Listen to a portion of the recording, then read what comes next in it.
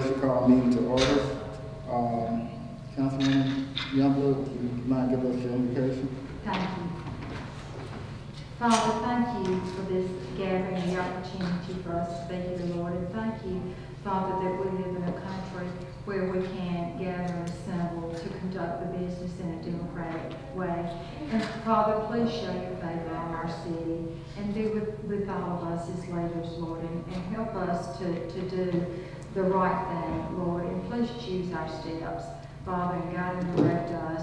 And help us to keep in mind that we're serving you when we serve others, and to keep the best interests of the people that we serve at heart. We ask these things in your name. Amen. Amen. Amen. Thank you, Councilwoman Youngblood. It's time for pledge of allegiance. I pledge allegiance to the flag of the United States of America and to the republic for which it stands, one nation, under God, indivisible, with liberty and justice for all.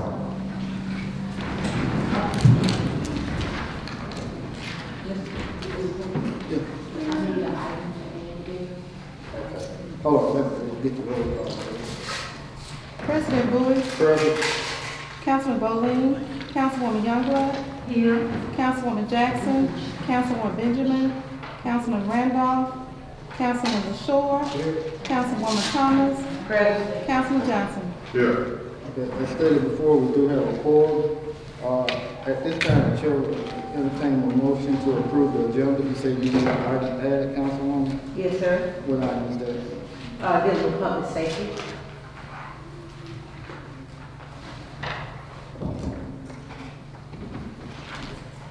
All right, that's item number 6. Okay. Mr. President, Yes, I'm ma'am. going to be requesting a very brief executive session, but I'll ask that at the end of when we finish all the items. Okay, thank you. All right. At this time, the chair will entertain a motion to approve the agenda with the amendment of the business item. So moved, We Mr. got a President. motion on the floor by Councilwoman Youngblood. Second. Councilman Johnson. Roll call. President Bowie. Yes. Councilman Boling. Councilwoman Youngblood. Yes. Councilwoman Jackson. Councilwoman Benjamin. Councilman Randolph. Here. Councilman LaShore. Yes. Councilwoman Thomas. Present. Councilman Johnson. Here. Okay. As stated before, the agenda was approved. Now to the business item. Business item number 1, Blue Cross Blue Shield. Thank you, Councilman Randolph.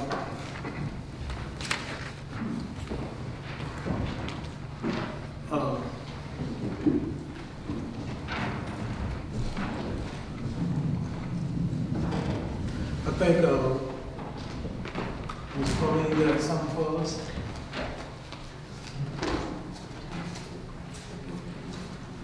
Oh. Okay. But anyway, I had put on here about continuing to pay our employees insurance, but I talked to the league municipality today, and they said it's the state law for us to continue to pay the insurance. They quoted a statute 94 and saying that it's illegal for us to give public money to an individual citizen or either a non-profit agency without a contract or something like that. So, but anyway, I guess I got warned by this. I got a call from Montgomery telling us not to vote on it. Because somebody been calling the Ethics Commission. Yes, somebody, they want to hem us up. And that's not fair for our employees. We got downstairs in the mayor's office, they're doing this low-tech, this in-your-window stuff, trying to get people in trouble for no reason, you know. Instead of them coming and saying, you can't do that because Trying of... to take care of employees. Yeah, you know, that's the only thing we do is trying to take care of employees, but It's just a sad situation. But they did say what we have to do is file an injunction, I want to say the Declaratory? yeah, the declaratory judgment against the mayor. Because I told him, I said, we don't even know we broke because he won't let us see no funds. And it's easy in your windows like we broke and we got money. Mr. President, I don't know if I'm in order or not, but I'd like to make a motion that we do hire a lawyer to do what's the word again? Declaratory. Yeah, declaratory judgment against the mayor for this false layoff. This, to bring our employees back as well as Ms. Wade. Is I'm in order for a motion? Well, I think I need to talk a bit about some of that. Well, I understand. You need to talk to me later on. Okay, talk to me later on. But see, we keep saying we putting off too long. You know, our employees' insurance don't end on the 15th. Yeah. Yeah. But it's good. But our employees, like I said, their insurance ended on 15, and I just can't sit back and not try to do anything. But we'll talk about this offline. So I wanted to clarify something to myself. Miss Wade is on administrative leave, is that correct? And she's not on layoff status, not on the same status. So that was we would need to take those issues separately, I believe. Well, as I understand, while Miss Wade is on leave, she's not really. yeah. We would need to take that up in a different manner. I'm not saying I'm against taking that up, but I'm just saying in fairness to the employees and to everybody that, don't work those orders, taking the separate issues. Yeah. Well, Because they're different statuses. well, when I look at it, different status, I look at it the same. Because he laid his weight also, he could lie and say we don't have any money. And you lay the employees off, saying the city is broken when the city is not broke. He won't release the information. Mr. President, are you on that all the bank accounts yet? You said not yet? I should be moving forward. Yes. But I think it's the same. Got to be part of the same situation because you laid him weight off so he could come up with his lies saying we broke. And so now you laid employees off. It's just not right. But you can hire one lawyer and tackle both issues. Well, I'm not saying that you're wrong on your thinking on that, but what I'm saying is the legal ability to act. Sometimes what makes sense and what's legal is the same thing. And also too, Councilman Randolph, one thing that we definitely would probably need to look at is what attorney that we will be using, number one. Number two, with that personnel manual to make sure that all the steps was followed within that personnel manual. And the council, we voted on that personnel manual to move forward with it. But we want to make sure that it's clear, precise evidence that those steps were violated. Because we did vote as a council to move forward in that personnel manual.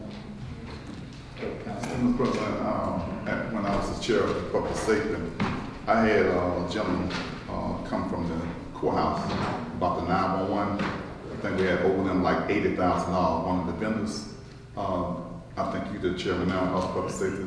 Have you got updated whether we was able to pay that or pay partial toward that yet? Because they was threatening to cut us off. No, we're talking about it in a second. Okay, all right.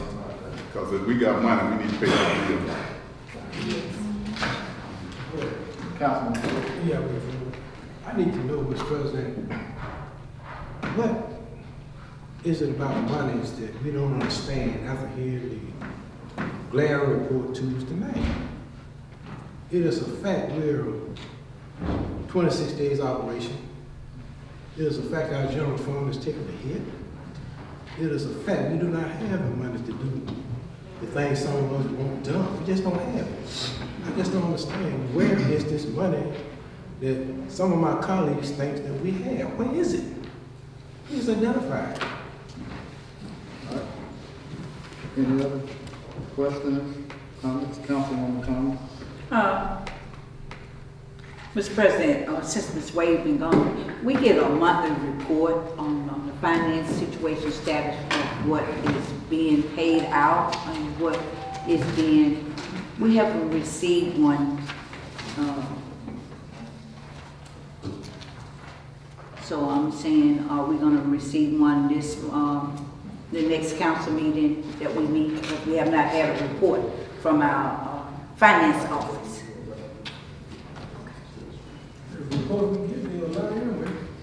Well, We don't need the proof. That was what, Councilwoman? I was stating that normally, you know, we get a monthly report. We haven't received a monthly report. Yeah, because I know we used to get it during the first council meeting. But that's what I'm saying, we haven't received one, and I'm just wondering, you have, the reason why I say this, because you got, you have 3 ladies in the finance office. If this city is in a situation where no bills are being paid, and you're saying we don't have any money, but we have 3 employees in there, and we are, as the body of the council, we have not had our monthly report to see anything. So something's wrong there.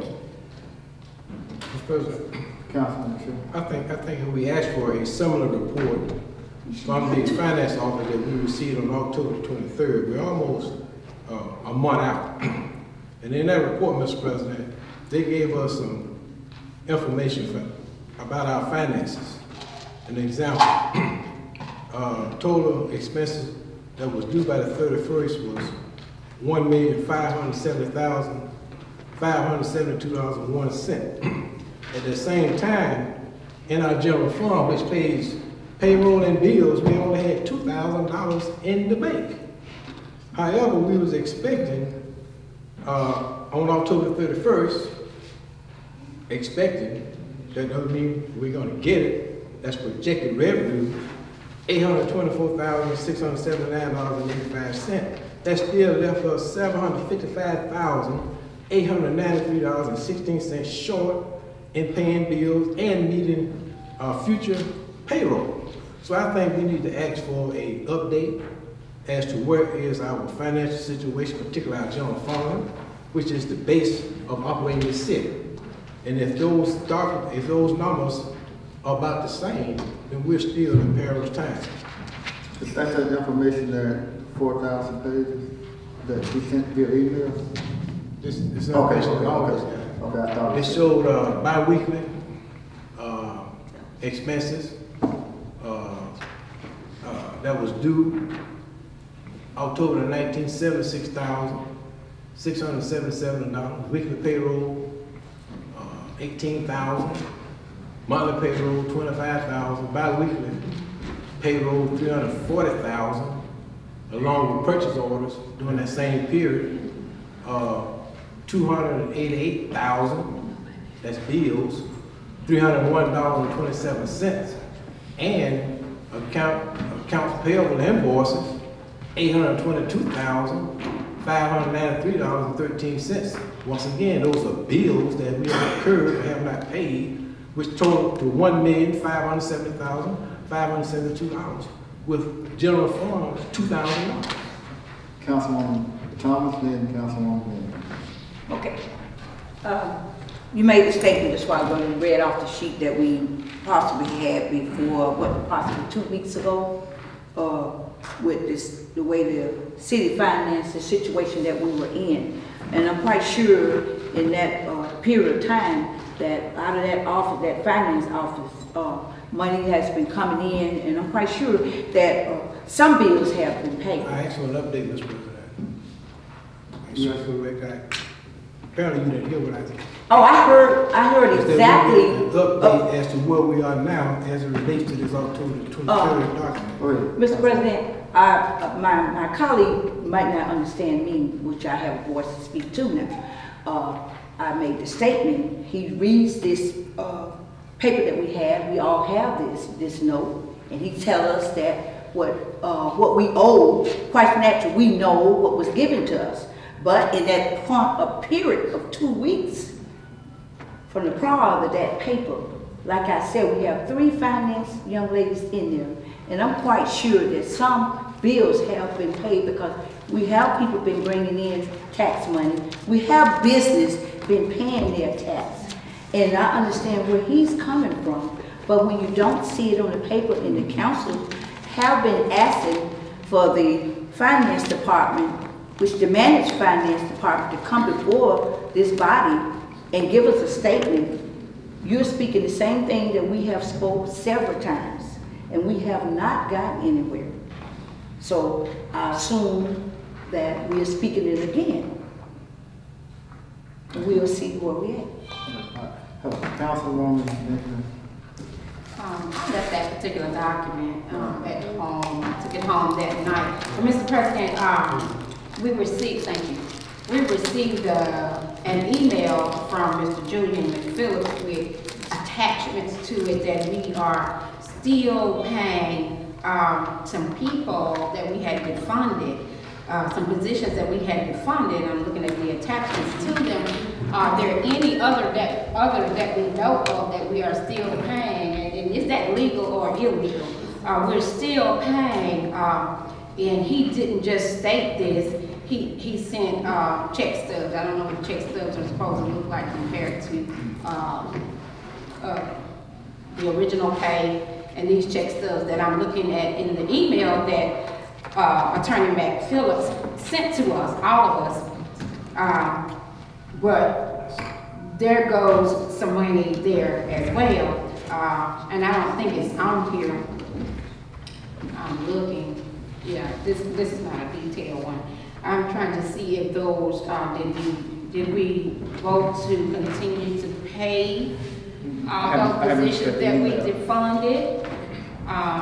And if not, why are we still paying them? I mean, when did the email come? Let me see. This email came today What time? at 2:55 p.m. Yeah, I told you we had court. And, but it's a short email. I see everyone's name on it. I Let didn't me make make sure sure. because I'm here. Janie, Maya, Benjamin, LaShore, Susan, Randolph, Bowling, Johnson, and Boyd. Yeah, I think he got everybody. I just put It's a short email and it has attachments to from Julian McPhillips. But what is it written reference to? That he is telling us that we are illegally still paying for positions that we defunded. Oh, wow. Not only did he tell us that, he attached pay stubs. Thank you. Oh, wow. He attached 1, 2, it could be 3 pay stubs, I don't know. It could be the same pay stub. It's so small, y'all need my glasses. I need to blow this up. I have my computer, I was as soon as it's just. Yeah, you can see yours bigger on your laptop. I need to go ahead. I need to upgrade my phone. I didn't get it either, so if y'all can resend it, they might. I bet I can forward it. Well, I think 2 weeks ago, you know, Ms. Benjamin met with the mayor. Yes. Did y'all accomplish anything in the meeting? We met. Okay, so my question is, it seems like we just going around in circles, I ain't accomplishing nothing. We really need to sit down and you need to point somebody with the mayor along with the finance department. We need to get this behind us. Every week, like we're going over the same thing. When these employees are suffering, we got some say we got money, some say we ain't got money. And the audit came out saying we need some funding. And right now, we need to get this behind us. We don't need to keep on pushing this and just, you know, because it's waited, it's not going to be here, you know, anytime soon. Look like But we need to go ahead and somebody need to go ahead and see whether we have some funds or not. Because we just going around in circles, wasting time, and we really need to get this taken care of. Okay, well, once, go ahead, Councilman. You know, I had made a suggestion, you know, what two better people to look at our funding funds is former Mayor Perkins and former Mayor Evans. I them as consultants to come down here and look into our funds for it, because you know we not being getting the true picture, and I think that's a great suggestion. If you ask me, I think it is. you know, because if we have accountants, they don't want an arm and leg coming, but those guys know where to look for the money. Every top They come for free? every top Well, I kind of like talk to them about it, but you know, I don't, you know, they both of them say they'll do it, but I don't know the issue behind it. Well, I guess, I mean, if you can move forward in that direction, I think, you know, you would have to go into the MOU, make it spelling out, you know, what is expected, of both individuals. And also, it may not be a bad idea if you get a citizen committee within the city of Selma with a finance background to also add to both of the former mayors looking at the finances. A group of citizens with a strong background, financial background. So where do we go from here? Well, I guess you just, I mean, like I said, top of, you know, you brought up that idea. All right, Councilwoman Jackson. You know, I've heard that idea. I think that may be met with resistance. Not that anything else we suggest isn't, but I've actually had the opportunity to speak to a couple of business owners and CPAs that has stated that they would come in and look at it, and it may not actually be an arm and a leg. They love the city and want to make sure that the finances are in order, and if they can get the information, they're willing to do it, and actually stated that they would be willing to do it for free if it doesn't cause so much commotion. So I think that we should explore that option because they have the financial background. As you know, in the audit, maybe our former mayor was probably in office when we started seeing the decline in revenues, and but the expenditures stayed the same. So I don't think that we should involve them. I think that if they have additional information they want to assist us with, I think that would be fair. But to ask them to come on board or to pay them and hire them or contract them to come on board, they were former mayors and they have information on the overall operation of the city. But I do not think that they have the necessary credentials financially to assist us through these waters. Yeah. That's just my. Well, both of them had 8 years experience in dealing with local government.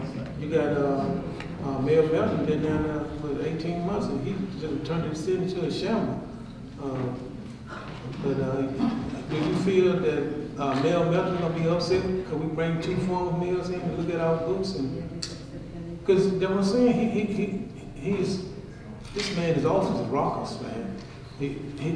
No matter what the situation is, he don't respect us on that we do. We pass all the ordinances we want to do, all the resolutions, and guess what? He don't pay us no attention, not one single dime ounce of what we vote on up here. So that's why I say, you know, it's important for us to just bring those 2 former mayors in and look at it. If I said bring one of them in here, if I said bring Mayor Evans, I think that might upset somebody. But I'm bringing in 2 former mayors that don't have no fight in this game. You know, just to see what's going on with our family. Councilwoman. You're saying bring them in at no charge, right? It's free consultation? Well, we bring in, I don't know. Oh, I didn't hear you. I don't know if they want some money. I never talked about money, but Oh, you didn't find out. But Well, Councilman Randolph, you know, you can explore that avenue, but I've also had some counties to come forth, like Councilwoman Jackson just mentioned. May be interested in doing some pro bono work. Allow, if they're allowed the opportunity to come in and look at the books. All right. Yes, sir. And I truly understand what you're saying, Ms. Jackson, but I'm just trying to figure out what is it that we don't understand about what our auditors told us? What is it we don't understand?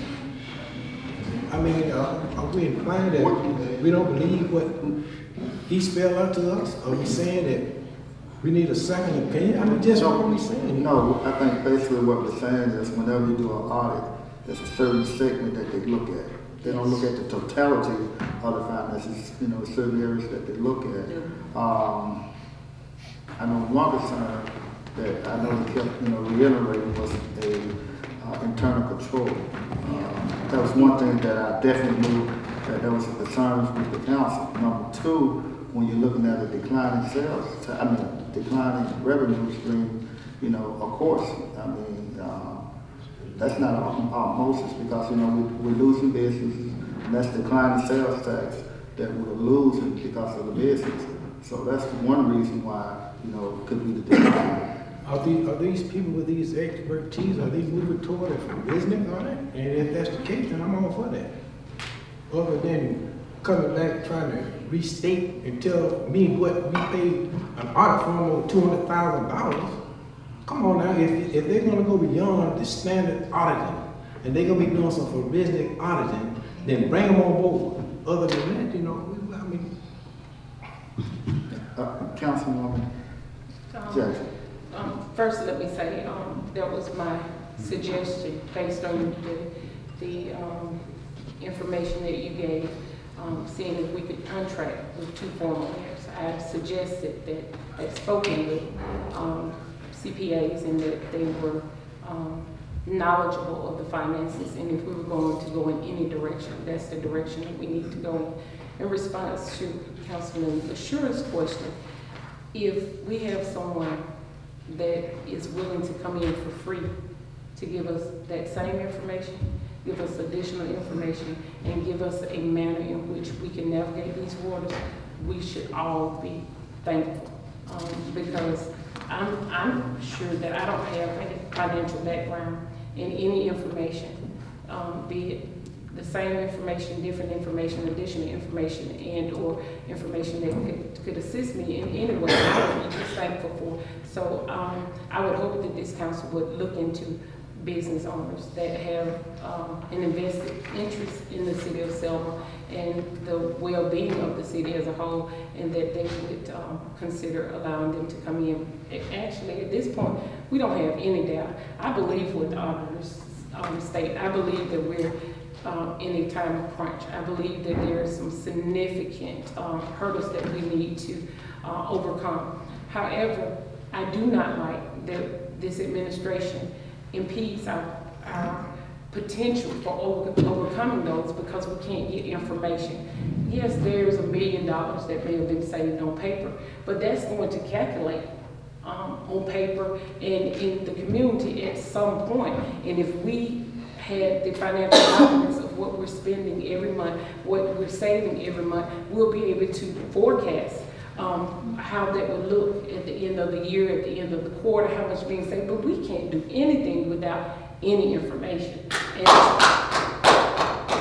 And so I'm just asking that we please come on one accord and allow people with the experience to come in and help us. That's, I mean, I don't see who would be opposed to help from people that have experience in the area. Yeah, and this is not the first time we talked about an accountant coming in. It was a year ago. I brought a guy in trying to, you know, let him review the books, but it was with a cost.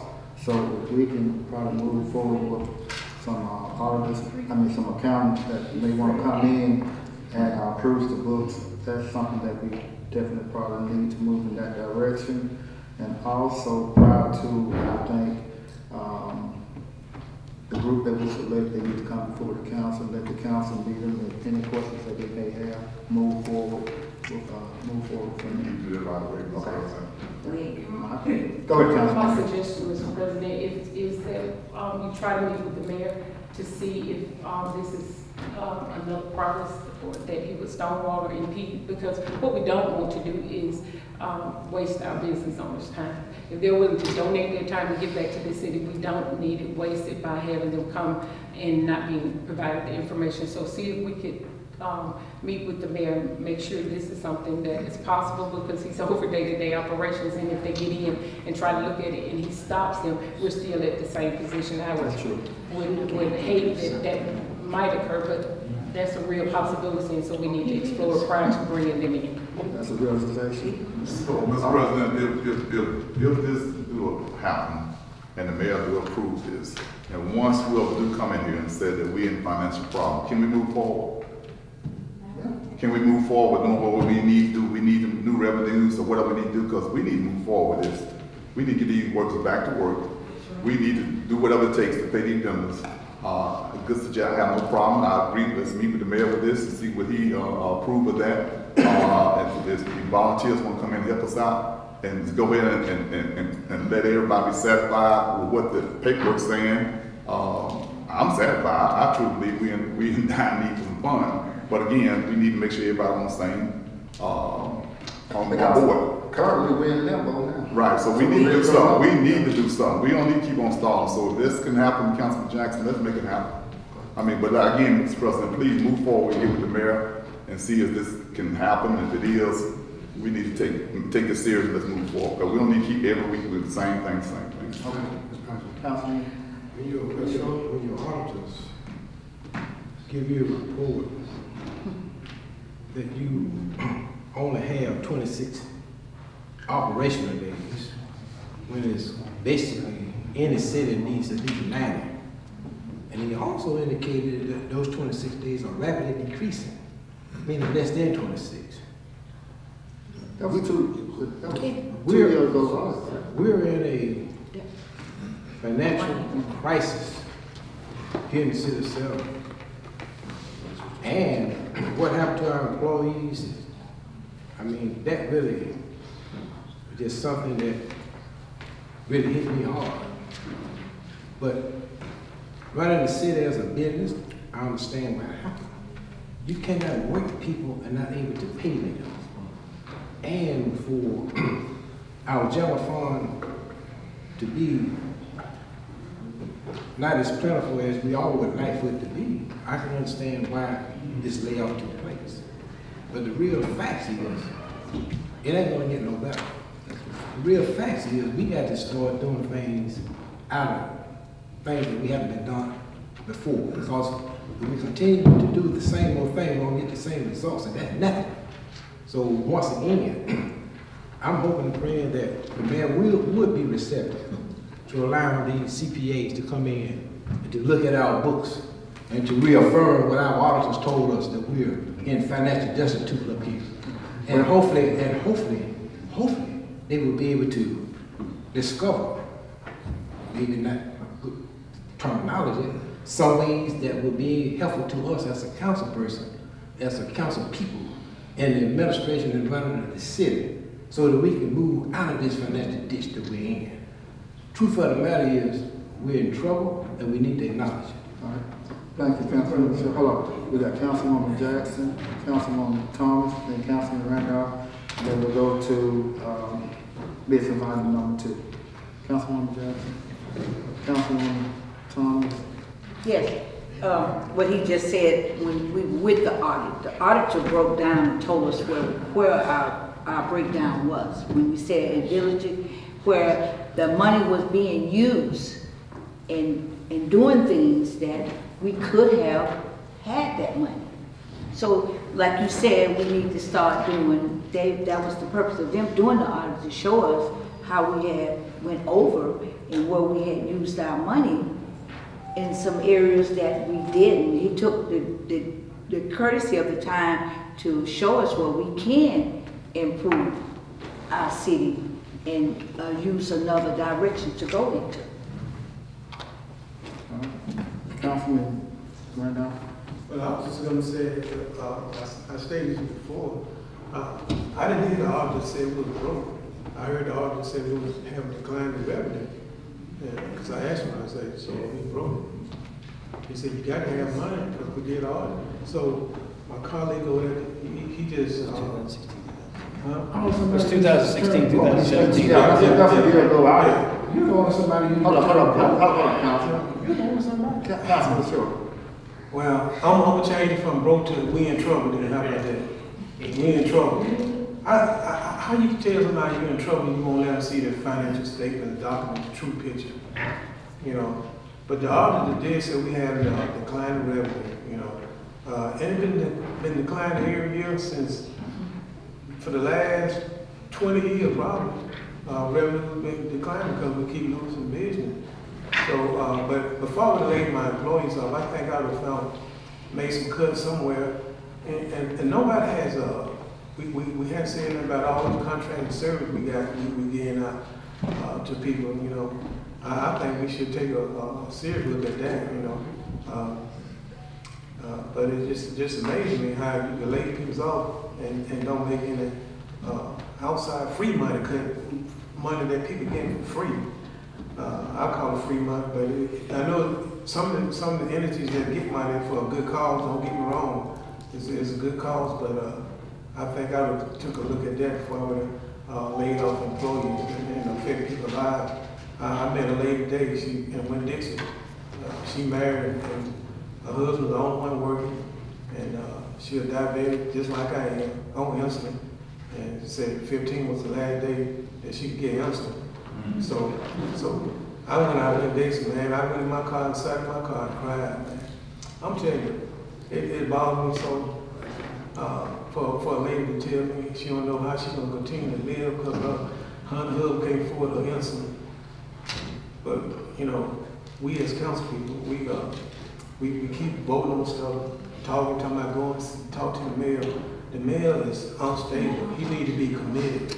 He's unstable. I'm telling you, I can't talk because I suffer from PTSD myself, but I know when a person is unstable, and we sit here and we're not doing anything about it, letting this mayor just drive our city further and further to the ground. All because of sales tax he's trying to implement on our citizens. If you're not showing good steward with the money we got, how do you think the citizens gonna want you to pass a tax on them? You doing what you want, the right thing with the money now. That is the crazy thing. He need to be committed.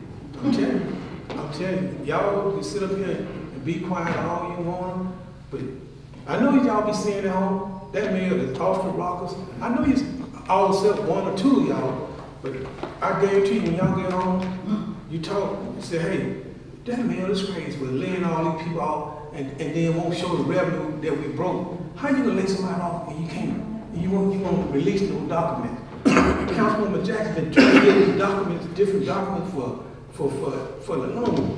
And it's just unfair to what we keep sitting up here and talking about. Councilman Johnson said, meet with the mayor. You meet with the mayor, that man ain't finna pay you no attention. I just know always Councilman Jackson mentioned to the president. Yeah, but I'm just saying, he ain't gonna pay President Bowie no attention. You know, he ain't gonna pay none of us no attention. Mr. President, I thought we over finance. Have any of us tried to get with the, ain't we with the finance? Have yourselves, I'm just asking, I don't know. Try to get with Sequita, you and talk with her. Did she give y'all an update on anything, or did she order not to give y'all anything? I'm just asking, I don't know. We have tried. Y'all tried? They've been told in finance not to speak with council. All right. Council, if we don't know what our financial picture is, which we're having difficulties figuring it out, and I do agree that clearly we have financial issues, is it the council's wish to explore the 1% sales tax, or is it the council's wish to investigate the budget and look for places to cut? What is the overriding theme of council? Right now, we don't cut, I mean, from over to a year ago, I mean, we voted and we passed the half-cent depending. Then the mayor himself said, we need to clean house first. Right. So I came back to rescind the motion. Correct. Correct. Okay, even the mayor said it's clean up. Right. And I think we've been cleaning up. Well, I don't think even it's cleaning up to where we don't lay some employees off. Which I don't That's like that. not cleaning up. That's I know, not I'm saying, but I'm just saying, but what I'm at now, but I'm just, even when some employees had retired, some employees had quit it, got new jobs or whatever, he never replaced them. Correct. So I guess he was doing his little bit of cleaning up. Right. You know, so, but I think we're steady cleaning up, you know, so right now, I really like to know where we at, because right now we need to move forward. I agree with mean, you. we gotta make some tough decisions. And I think the answer lies within the budgets. I mean, again, if the budget is the place that the money is earmarked and that's where it's going, then I think that we need to spend time instead of figuring out what the mayor's gonna do or not do, and what the auditor's gonna tell us or not tell us, and the CPAs can help us with finding mechanisms to save money. And I agree that there is free money out there, but not in the terms of giving it away, but grant money we don't even go for. I think that if we go ahead and look at the budget, clearly there is places to save money that I can see on that budget today. Today I can see that on the budget. What's that? He said the same thing. So I think that if we look at the budget, we can find the solutions to some of our problems to offset laying off people and raising the sales tax. Because again, we're losing businesses. And we're losing businesses because, quite frankly, the plague on our city right now is the Dollar Generals out there. If you don't think that's responsible for a decrease in sales tax, then you are completely unaware of what's going on and where these things are located, because the people who usually travel in from other places to do business with our city don't have to anymore, because there's a Dollar General on the corner. Warville's a good example. They got a liquor store down there. Now they got a Dollar General. They got a washateria. So those folks used to come in all the time, don't come in. So it's not just, you know, businesses leaving, it's people not coming as well. The perspective that we don't have safe city, our downtown's a mess, and those kind of things are going to continue to drive money away. So the best thing we can do, to both all y'all's points, I think, quite frankly, as I sit here listening, is to show the financial stewardship we need to show, and that's to cut that budget down. I agree with you, Mr. Randolph, that there is some things out there and agencies we do support that do not need our support. But I also think there's some agencies out there that do provide a service and do a service for us that we continue to support and need to support. So I'm ready to sit down and go after this budget and work on that, because that's what our jobs are, and that's where I think we can do something to save what's going on in our city right now, because ultimately that's the only thing we know for a matter of fact is on paper that we have responsibility for. So that's where I want to focus my energies on. Instead of going back and forth, everybody, I'm going to focus on the budget, see if I can't find places to cut. And also too, Councilman, I do concur with you. For the last 3 or 4 years, we've been losing population at a 2 to 3% for the last 3 or 4 years. So with a declining business and also declining population 2 to 3%, that would tie back into a financial cash flow. And you know, like in my business, I mean, this is not doing well for my business either. And probably yours too, Mike, right? I mean, I mean, people get in accidents, but you know, obviously I rely on people to market, and people don't have a lot of confidence in the city right now. They're not doing a whole lot of marketing, which makes my job harder. But it's like Mr. Lumpkin said when I started Madden Associates all those years ago. Carl, the goings-ins got to be bigger than the goings-outs. And right now we got too much goings-outs, so we got to worry about the goings-ins. Now, revenue is one of those things, to your point, Mr. LaShore, but obviously saving money in between the goings-ins and the goings-outs is what we can do as a city council. I hope we can all work together to get that, aside from the attitudes, aside from muling and whatever else we're doing. Let's get to that budget. I think there's some cuts that we should have made we didn't make. That frustrated me a good deal, and I've been frustrated since. But I'm not going to sit back here and whine about it. I'm just going to do what I can and see if I can't find some additional cuts in that budget. And I welcome anybody to do the same thing. You can always email me your suggestions and thoughts as I try to amass those budget cuts and see if we can make it work. Thank you. I think Councilwoman Benjamin, then Councilman LaShore. We can't negate the fact that we need the documentation from downstairs, okay? We need to know what's going on downstairs. And there's an order not to speak with us. We need that information. We need Mr. President to get on the statement, and I know he's doing it in the order that he's doing it for a reason, because he needs his own documentation in order. We need that. We doubled the audit because there was no Ms. Wade down there, and this man just told us. I didn't have her. We hit brick wall. We didn't know where to look. Our audit went from $95,000 to almost $200,000. That's a lot of paychecks right there. We are paying according to Julian, and I guess we need to find out. We are still paying for positions that we defunded. Why are we cutting checks to positions that we defunded? Let's check that out. Councilman Johnson, you asked President Bowie, did anything of the meetings that we had with the mayor? Several things did, and several suggestions came out. I didn't know if this was the right time to read them out. I don't have my complete notes, but I want to briefly tell you some things, tell all of you some things. And so, as we were speaking, y'all know I invited myself into the meeting. That's what I did. I invited myself. Thank y'all for letting me in. Yeah. But during the meetings, I kept suggesting that we, of all the things that were being suggested in the meetings, I'll tell you what those are. I kept suggesting, well then go to the people and tell the people, this is the thought, this is the thought process. So if you want to sell something to the people, go to the people and sell it to them. Go tell it to them. Go on tour. Go in every ward. If this is what you really want for the city, go talk to the people.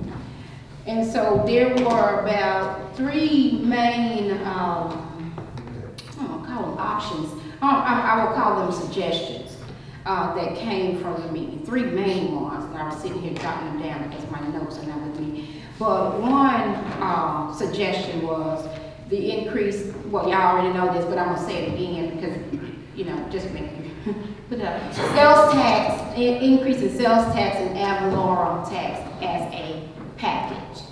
Okay, that's one suggestion. The increase of sales tax and ad valorem tax together. Okay? Tossed around gas tax too. I don't remember what came of gas tax.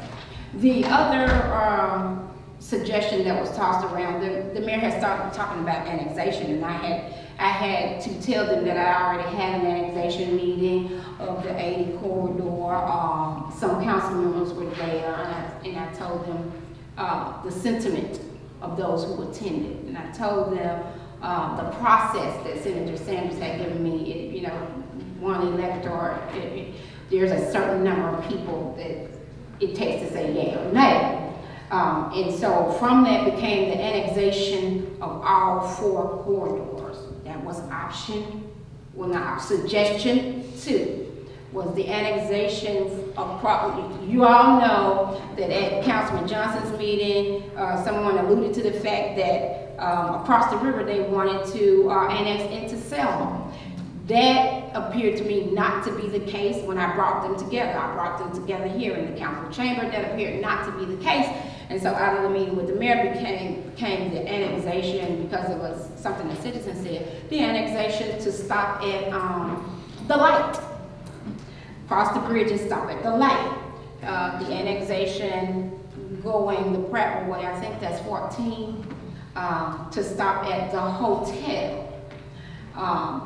Going 22 to stop right there where the academy is, the 2 gas stations from each other. One is in the city and one is not. Someone said stop there at that corridor. And then y'all know I had a meeting already for the 80 corridor, and almost every single business person came. There was also a couple that came that said their parents lived in the part that we wanted to annex. So I think that was the only resident going 80 out past the Y and all, 80 that way, out past the Y and all that.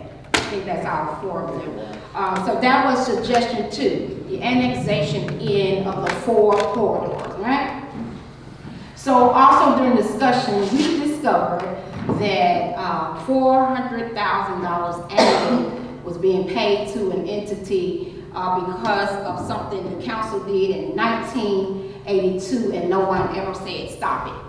And since no one ever said stop it since 1982, the finance department continued to pay the $400,000. And excuse me, Councilwoman, can you clarify, was that amount paid for a specific task to be done, and was that not completed in 1983? Now, I don't know if it, yeah, okay, yeah. So it was for the education arena, and I looked through the documents to find a stop date. I didn't see a stop date. But they did it for a specific thing. It was supposed to be done for a specific thing in 1982. And not one single council came back and said, okay, this is the stop date, it's done, it's completed. And since no one came and said it was completed between 1982 and however long it took to complete it, it was continued to be paid by every single treasurer since 1982. Let's make a motion. 400,000. I'm with you on that, Carl. And this package goes along together. This is like number 3. So number 3 would be the suggestion of the 400,000, the increase of the licenses that I read off to you all, I think at the last council meeting, or maybe the last work session, and the increase in building costs, building rental costs. And that was suggestion number 3 as a package deal. Those were the main 3 items concerning generating revenue. They don't even have to be put together like that. They don't have to be like that at all. But my mantra in the meeting, I kept saying, if you want to sell this to the public, you have to take it to the public. At that point, I had a ward meeting coming up. And I asked for certain information to take to my ward meeting. Ms. Simmons gave me an envelope with information in it, and I shared that information at my ward meeting. I think I was the only one having a ward meeting at that time. Y'all may have already had yours at that time, and I shared some preliminary information with my ward on these 3 suggestions that had come out of the meeting. But my mantra again was, if you want to sell the public on any of this, take it out. We have 8 wards that we can cover. That's the entire city. Take it out to the public. See what they're with and what they are not with. And let's move on from there. Mr. President, we did talk about gasoline tax. And again, my notebook is downstairs. I didn't mention that because I was jotting off my head from that. I don't know if you remember about gasoline tax or not. Mr. Commissioner, what tax in Montgomery just recently passed? Do y'all know, Mr. President? And you don't hear nothing about it. What tax it was? There was gasoline tax. There was several taxes. It was several, not just one. That was the big one, gasoline. The school board is talking about having a lot of everybody's raising taxes. Yeah. And I'm trying to figure out why they need it. But they went up on tax. Councilwoman Thomas? Mr. President, to Councilman Bowling's point. Thank you. He is correct. And as you all recall, during the budgetary process, I was advocating eliminating all discretionary funds and all travel. And had I known that this layoff was pending, I would have insisted that this council take a vote. And that is to keep some people working, which will, had we went without our discretionary and our travel, we would have amassed $122,500. Can you imagine how many more folks could still be working that kind of money?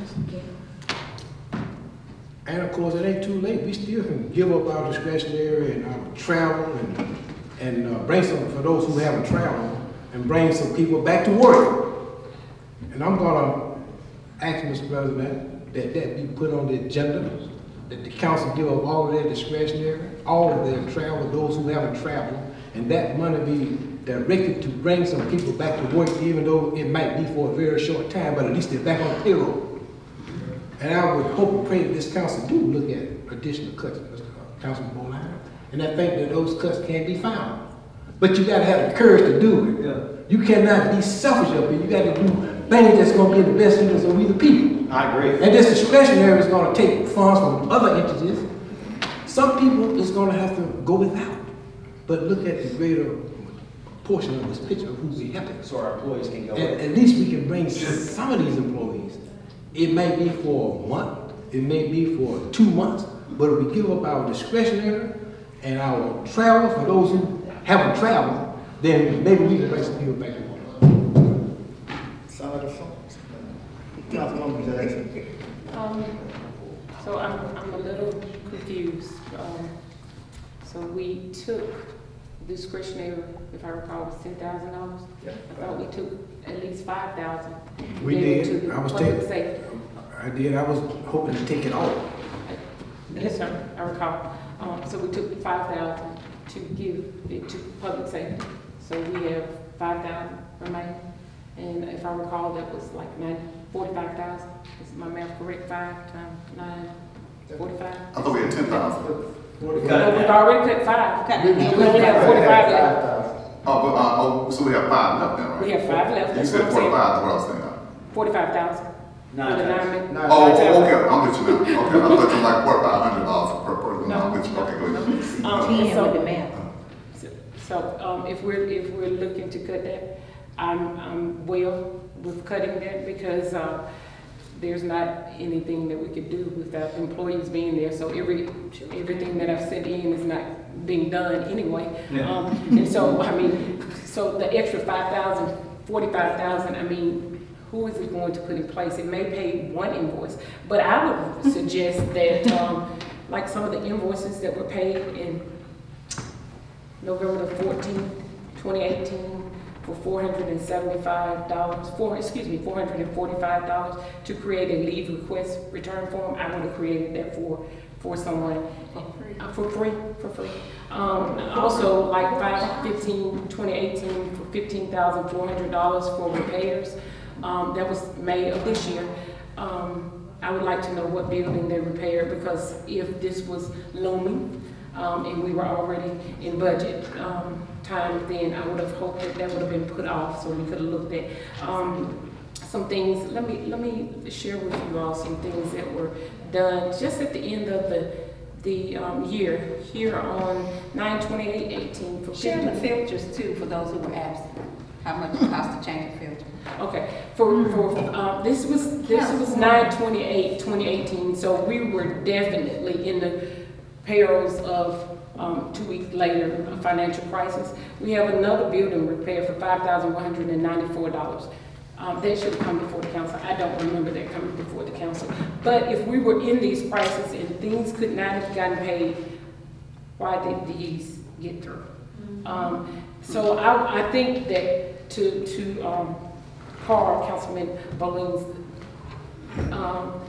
statement, that we have to look at what we have now. But we have to make sure that we're not continuing to spend. If we're spending, I don't mind giving up the 5,000, give up my 2,500, whatever CMOs I need. They're $37.50 to do it online. They're 100 and something to do it and I pay for it out of my pocket. You know, kids have a few less movie tickets or something, but I make sure it's done because I want to have the information. But don't allow me to give money and then you pay for things like the filter, which is, was done on, the invoice date was 3/30/2017. The invoice number was 492. The description was changed in airfield to the check number is 98202, and the amount was $2,035. Now this weekend, going through just 700 pages, I found, and they may be great things that have been done, but this is $376,056.84 that I've been able to go through just on this spreadsheet, 376,56.84. Like cleaning that we did on April 30th, 2018, check number 101803, $3,000. Cleaning, what did they clean? Where did they clean? How many buildings did they clean? I want to clean. Yeah, we need a breakdown. Could that possibly several buildings? It could be. Sell monthly payment? But based on the They information. get paid about once a month, right? But based on the information, maybe, because on 3/1, the same entity received invoice 693615 and check number 101349 received $1,200. So 3/1 and 4/30, I'm not sure. And it could be bad descriptions, as I pointed out the last time. We could just need to speak with the finance department if we could and say, hey, we need better descriptions. We need to say, clean all city buildings, all 1,500,000 of them for $3,000, and say what we actually did in that. But if we're going to look at to the point that we have to find money, we have to stop spending frivolously. Because obviously, I would have thought from June, and what I'm going to do is I'm going to go back through this and break down just the money that was spent from June through September. And let you know just how much money was spent during that time, because, I mean, building repairs on 9/28 for $5,194. Maybe that was the new doors that were put down. I'm not sure. But, I mean, I just think some of this could have waited. That's the last business cycle. The last cycle. That's what Mr. Jackson, can I That's ask you a management. question? All right, did you see, did any of this, majority of this stuff took place while Ms. Wade was out, or you? Well, I didn't, that wasn't what I was doing. So when I initially started going through the documentation, this is what I was looking for. I was looking for anything that caught my eye as being a significant amount of money for a small item, like the changing of the air filter, air filter. And it could have just, like I said, bad description for $2,035. So I'm like, wow, man, my goodness. And so the next thing I looked for was anything that was repetition, over $5,000, since we had a $5,000 threshold, they should come to our office. And then I went to things that were, for invoices that were repeatedly gotten by the same agency for significant amount of money, like one agency, let's look here, for $97.80.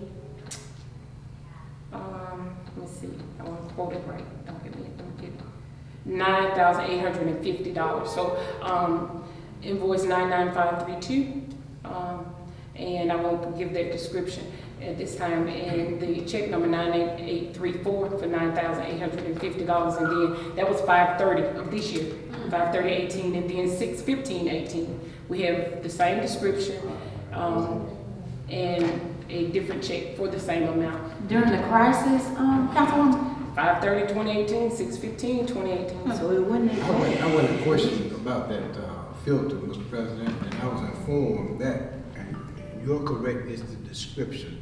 I was informed that was a contracted service, every building that the city of Selma has, and the changing of the filter, so it wasn't just one filter. Right, I guess they probably do a better job of spelling it out.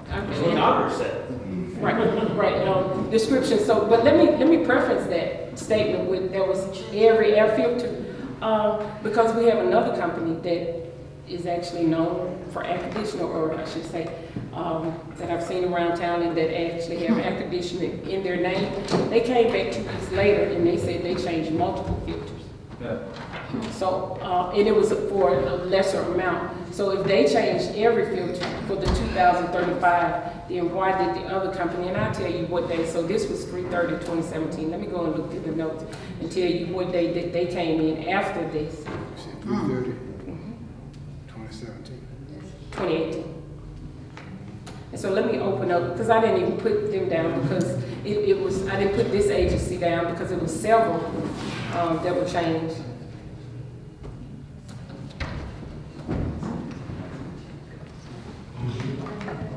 I'm sorry.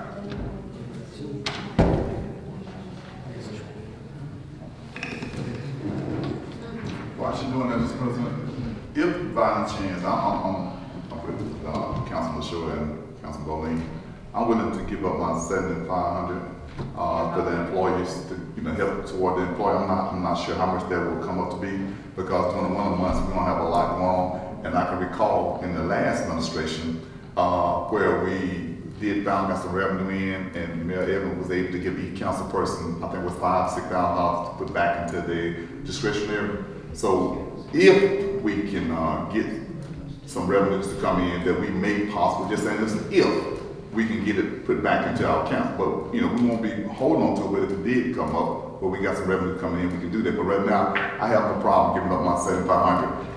If it totaled 75, we might have a little discretion that came out, but whatever it is, I'm willing to give mine up and to help toward an employee during the holiday.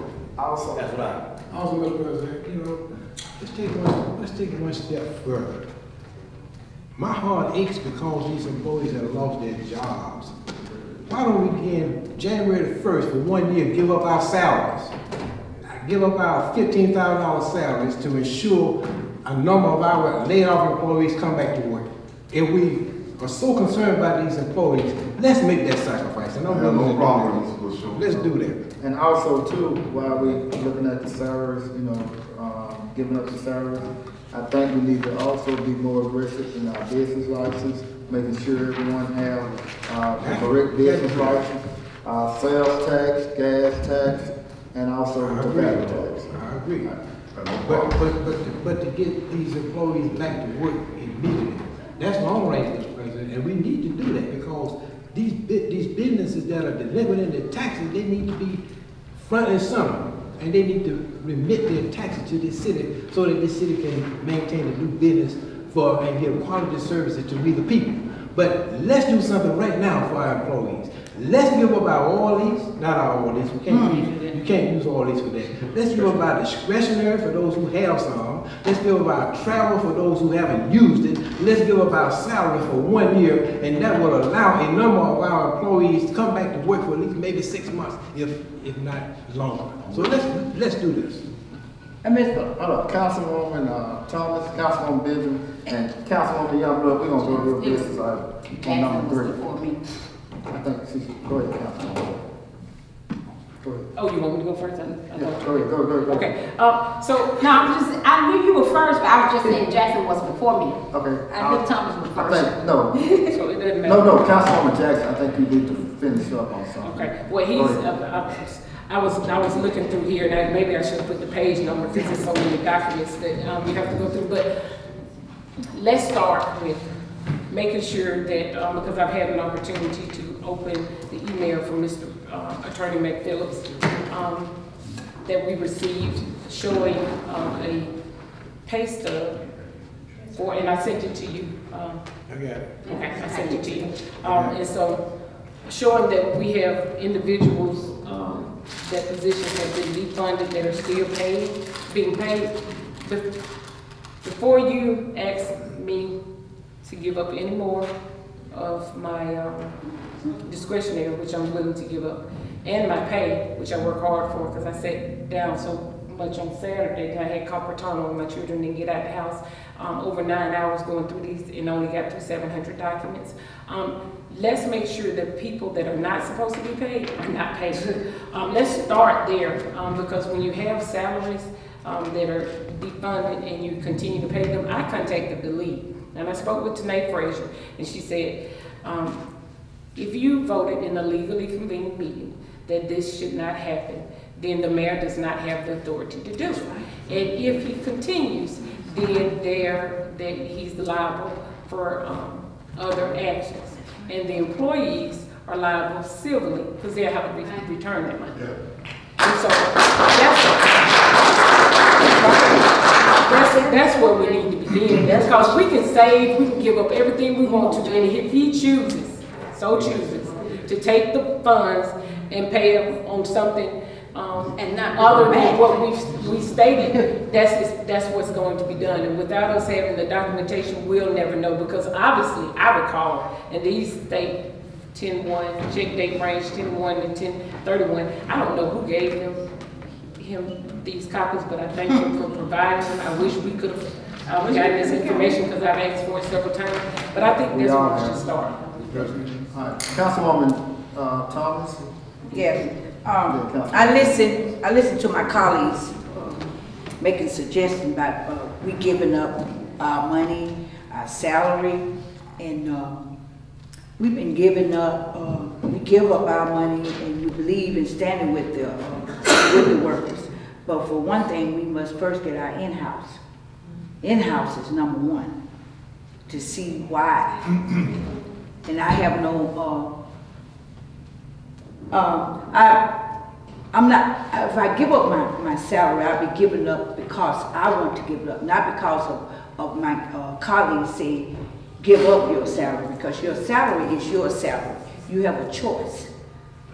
Not because he said give it up. You have a choice if you want to give it up to help the workers. It's your choice. Naturally, it would take a vote. Well, no, if you take a vote, you cannot vote. Let me finish. I got the floor. I have the floor. I listen to you. Let me speak, because I do my homework just like you do yours. I asked a question about just because someone on the panel say give up your salary. The lead said your salary is your salary. It's your choice. Not because you want to. You don't have to vote to give up your salary. The lead told me that. So I will not be a selfish person, but if I had to give it up to the workers, because I'm a blue collar, and I believe in doing what's right. So I just want to say this here. I hear your voice, but I want to say this. Speak for you, and we have a voice. We speak for ourselves. If we want to give up our money, we give up our salary. But first, in the in-house, we need to get straight. Doing things is good, but when you ain't, when the in-house ain't right, it's not good. All right, Councilwoman Benjamin, then Councilwoman, you ready for your item number? Okay, thank you. Oh, I feel like I'm watching a movie where they say, you know, we don't negotiate with. Yeah, I know who we don't negotiate with. We don't. You got Councilwoman Youngblood. We don't negotiate like that. But while we're discussing the discretionary and giving it up, that would be however much is left. Totally, it would have been 45,000 minus whatever everybody has spent, and so we could pay an invoice, like Councilwoman Jackson said, we could pay one invoice for that, probably, while we're still paying defunded, positions and $2,000 filters, and then another company came back and did more filters, and while we're paying $5,192 invoices, and while we're paying $10,000 invoices, while we're paying those invoices that got through during what was supposed to be a crisis that none of us was told about, that while we're paying those invoices that got through, somehow those made it out of the stack. So when we do this, if we do this with discretionary, we need to mark it to say this is what it's for. This is what it's supposed, this will go pay this one invoice, or this will go pay this one employee. It might equal to 2 employees, I'm not sure, for like a month or whatever. I'm not sure how much it will equal to. But we need to be very, very specific on what the little 40,000 or less, 45 or less, because some council members have contracted folks to do work that they couldn't get done through the city. And that's exactly what I was going to do, but I've been able to pay through all these. My last job, I was able to pay through all these because my work orders were not getting done. And I'll continue to find every single job that I can pay through all these. I'll pay it through all these because it's very, very restricted. I had suggested that I was going to call some of the workers to come work for me. I was going to contract them out, and somebody said that's going to interfere with something else.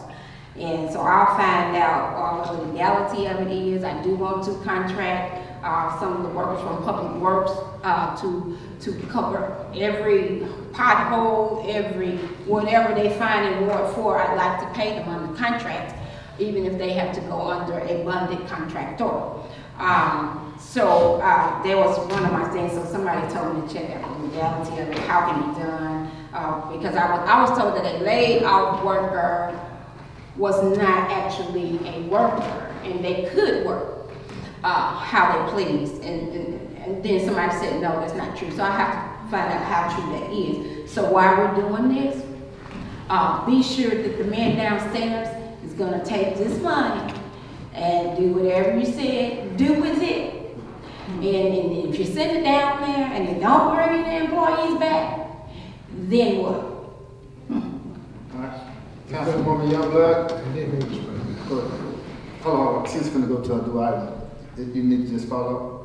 Yes. Okay, go ahead. Then Councilwoman Youngblood. I mean, I thought I was clear with my proposition of this council. And I truly understand, colleague, there's nobody to make you give up your salary. Mm-hmm. This is something I was gonna ask that we do in all honesty for our employees.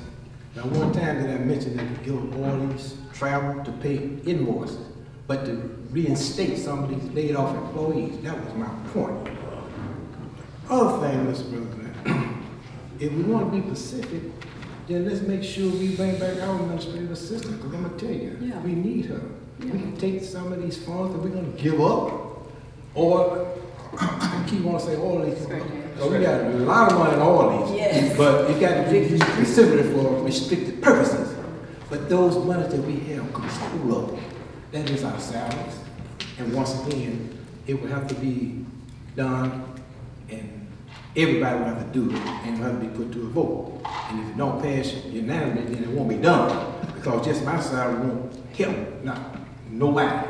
But collectively, us giving up salaries, discretionary, and travel for those who still have some, we can bring back specifically some employees that were laid off in public works because we need them. We can bring back our administrative assistant because y'all know we need her. We need her right now. I mean, just the simple things of trying to get a copy for an agenda. We was catching hell trying to get that. So what I'm saying is, y'all, we got to be serious about doing business up here. And we got to be serious about making these sacrifices because of our financial woes. They ain't going away, they get worse. And believe the doctor told us this Tuesday night, it ain't gonna get no better, it's gonna get worse. So until we make the sacrifices that we need to make, then these things aren't gonna change. Once again, I never said one time, give up these funds to pay any invoice. And I will be the first one not to be in support of that. Councilwoman, your business, Brian. Thank you. Everybody has a copy up here of a resolution and a blurb about the retracing the journey. And this would be the only thing that it would cost is, and I'll get it out of my pocket, to paint the city down. Councilman Johnson has graciously offered to do the painting for free, to provide the labor. But just to start it, I had done a proposal that was not funded. It was the Delta folks had recommended it for funding, but when it got up to the state, to Alabama, to Deck and our governor, they did not fund it. So anyway, they did not put the final letter of the funding. But anyway, it is a, you can read what it is. It's essentially a tour retracing the journey from the march from Selma to Montgomery, beginning at Brown Chapel and having a tour at Brown Chapel, which would be an extra optional tour, or at some point we may be over there, and it's just going to depend on the time factor. And then a tour of the interpretive center, and then they would walk across the bridge, and then get on the journey ride, get on the little bus, then go to the Lowndes County Interpretive Center, tour that, and have a catered lunch, and then get back on the bus, and then go to stop at Viola right there and have a little deal, and then go get back on, then go to Montgomery, and just go to the places that they went, and it would be narrated by a foot soldier.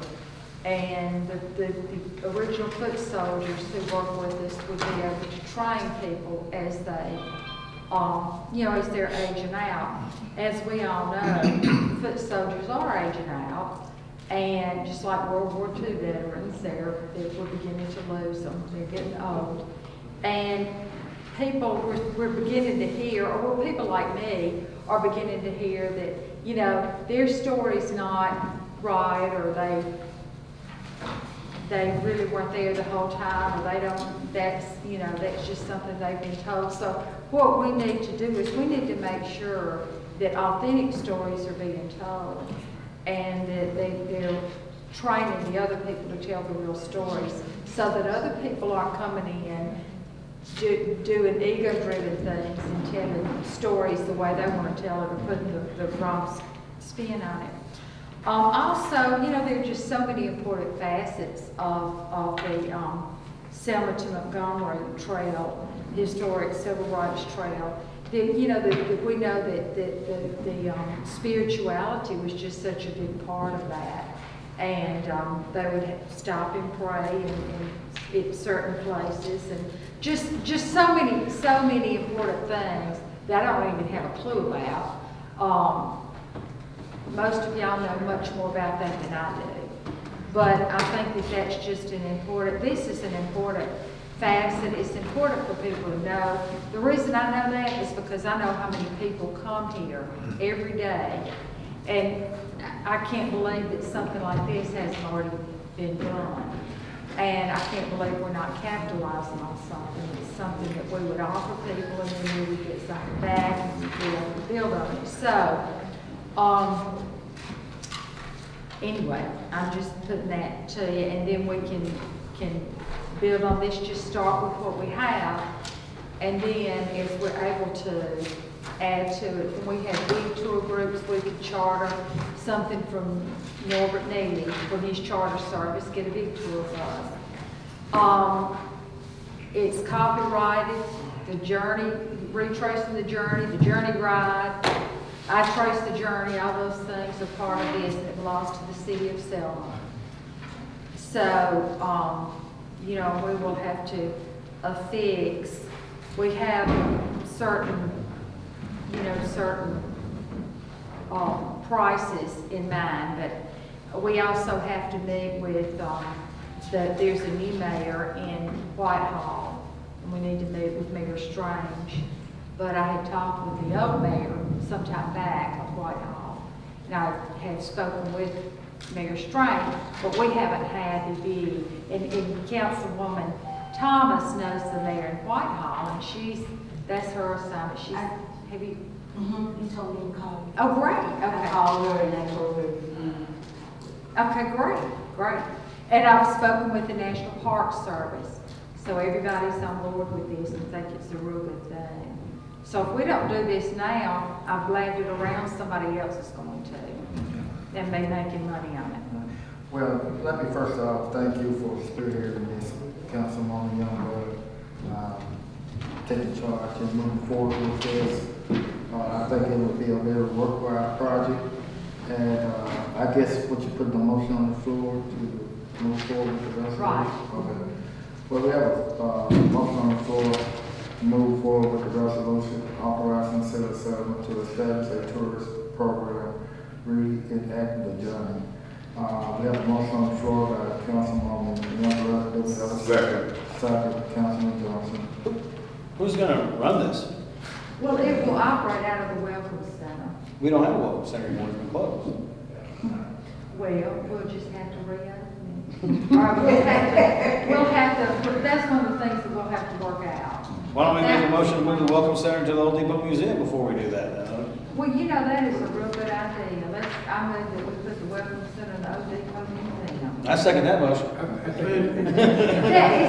That may be something that we need to discuss. Well, I mean, again, Yeah. Because the old depot is operated by a board of directors, and I don't know if that's been discussed with them or not. It may not be. Yeah, it has been. Yeah. Yeah, I think Carl's on that board. I am. You're board, I am. so you can make it happen. Well, again, it just seems like it makes sense if you take away the welcome center because it's not there anymore, so it's just gone. And you have that down there so they get a chance to turn a visitor into, because it's a city-owned building. You gonna make sure the space is carved out for the welcome center? Have you seen, have you been to the Old Depot lately? Yeah, we both on the board. They've carved out that whole, if you haven't been to the Old Depot Museum lately, y'all need to go down there and check it out. She's taken down all that old, you know, the state lab stuff. And it's all opened up now. It looks like it used to, well, roughly looks like it used to when it was an old L&N Railroad depot. She's done a good job of putting things up on the wall and keeping stuff away. So there is, I think, probably relatively easy to negotiate a little bit of, 12 feet or so when you walk in there for welcome center stuff, and then let the rest of it be Old Depot. I mean, it's just, we got to make things work, and that makes things work. And then it's up to her to upsell those folks walking in to become paying visitors to the Old Depot Museum, which helps offset losses she could face as a result of us cutting our budgets. So could we make sure this is temporary housing? I'd be happy to talk to them. We put some on the floor next week. Sit there next meeting. We have a meeting tomorrow. We did? Yeah. City council meeting again? No, I think my Old Depot meeting. Oh, yeah, I was gonna say. If I could add on to this, well, why don't we table the part about the Old Depot? We can. Put that in there, but I'd like to go on and move on this. Okay. Mainly because I want to go ahead and I don't want somebody else snatching this because I think it'll be a big moneymaker for the city. But also, this gives everybody, this gives Selma, us the opportunity to do other tours as well. So we could have a whole little tour company, a whole bunch of other tours. We could also do Civil War tours. We could do, you know, I mean, we're not limited to Civil War and Civil Rights. Selma's known for a plethora of other things too. But also Whitehall could do, Lowndes County has, they've got Jonathan Daniels, they've got a lot of other things too. They could spin off, do their own spin off, Montgomery as well, I'm sorry. And Mr. President, I think Councilwoman Thomas wants to say something. Go ahead, Councilwoman. Mrs. Lett, she has the same, you're her on the same page with what you're trying to do. Which Ms. Lett? I think her name Bernadette. Go there. Bernadette Dr. Dawson. Okay. Yes, she talked to me about something similar to what she's trying to do, but she's trying to get it through the Chamber of Commerce to come together, you know, like what you were talking about doing the tour. And she talked to me about that. So, you know, why can't you connect together? Well, we can, and I'm talking with Cheryl Smedley. I was hoping she'd be here, but I've talked with Cheryl a long time ago about this. So we certainly could, and we should be, because Cheryl's on the, Because she did, she asked me, she called me, she talked to me about, she talked to you too, Michael, didn't she? So I'm saying, you know, if we're gonna do this, we should work together. I think your idea, you have your idea is good. We sure should. And I'm saying, you all three of you with Miss O'Neill and her and Cheryl, y'all, maybe this will be good, cause it's dealing with all of the tours of the silver. Well, and sure, it is, and we're gonna meet real soon. But I just wanted to put this to the council, and we need to have a intense planning meeting to get all the other details worked out, and then add to it. But that's a committee meeting, so that we can get the Roll call. President Bowie? Yeah, Councilwoman Jackson.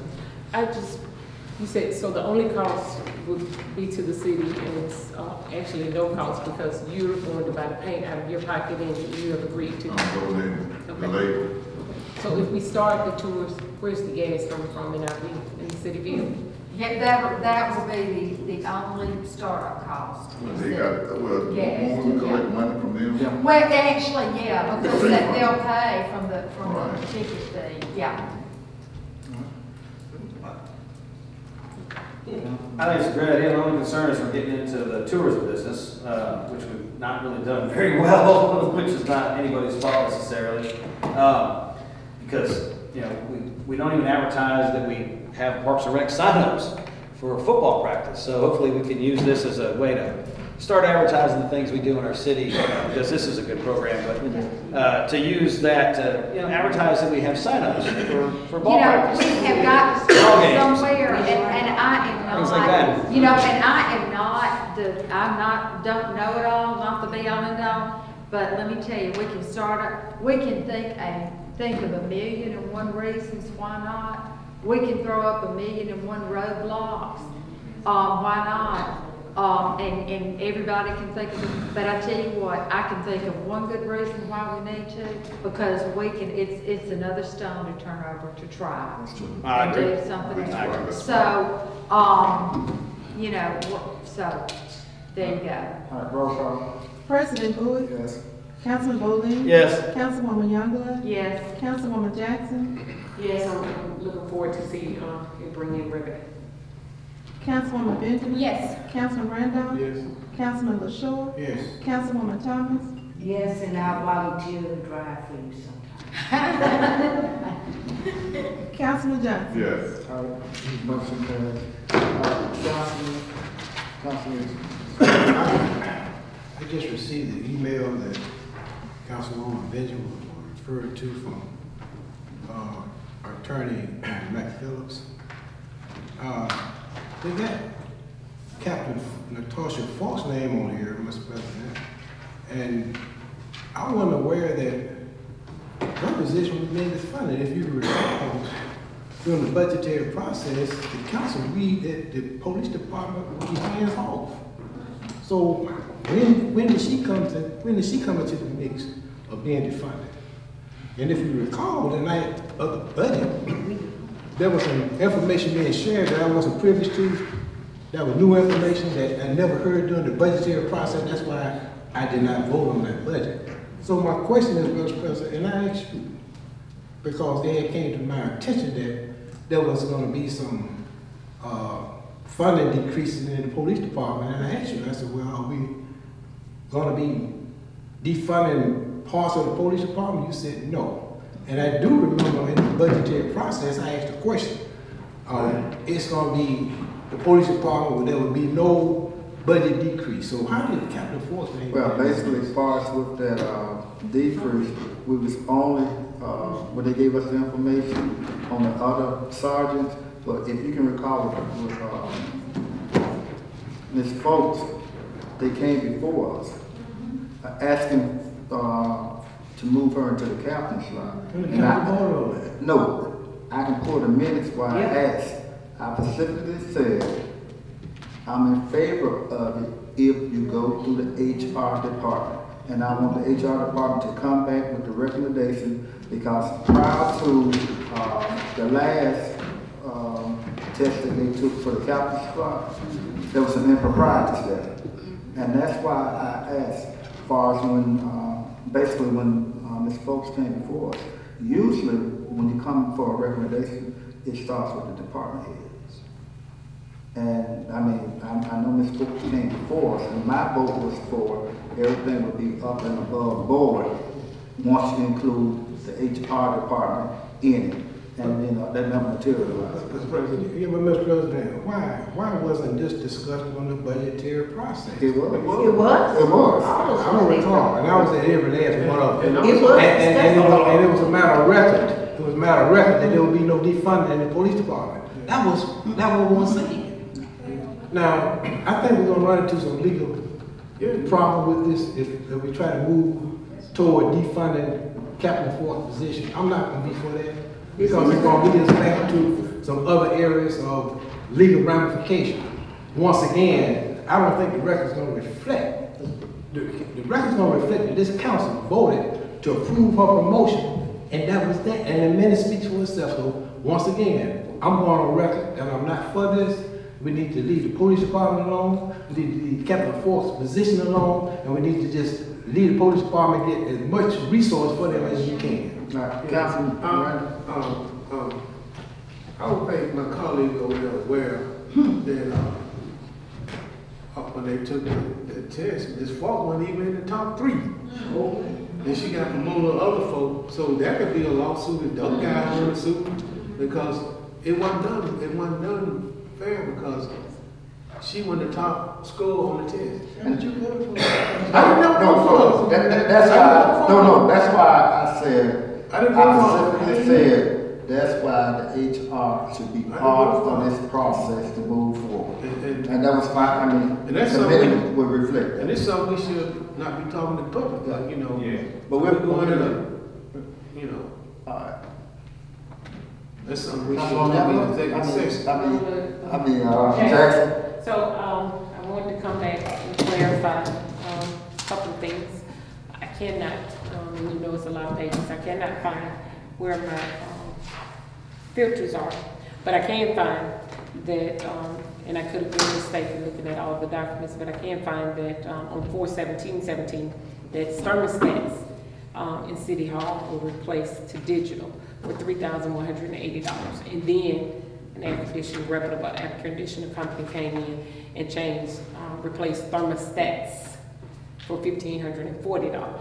And so we still have, and I look for the other one because I'm quite sure it's in there. It's just a lot of documentation to look through. But I mean, we still have, we start with individuals or entities coming in doing something, and then we have other entities coming right behind them and doing similar work, and maybe in a different area. But this is just a a lot of money, and, you know, I'm not in the acquisition business. It could cost that much to replace a thermostat, $3,180. These, That was on 4/17/17, and then on 4/28/17, it was replaced by another company, and 15/40.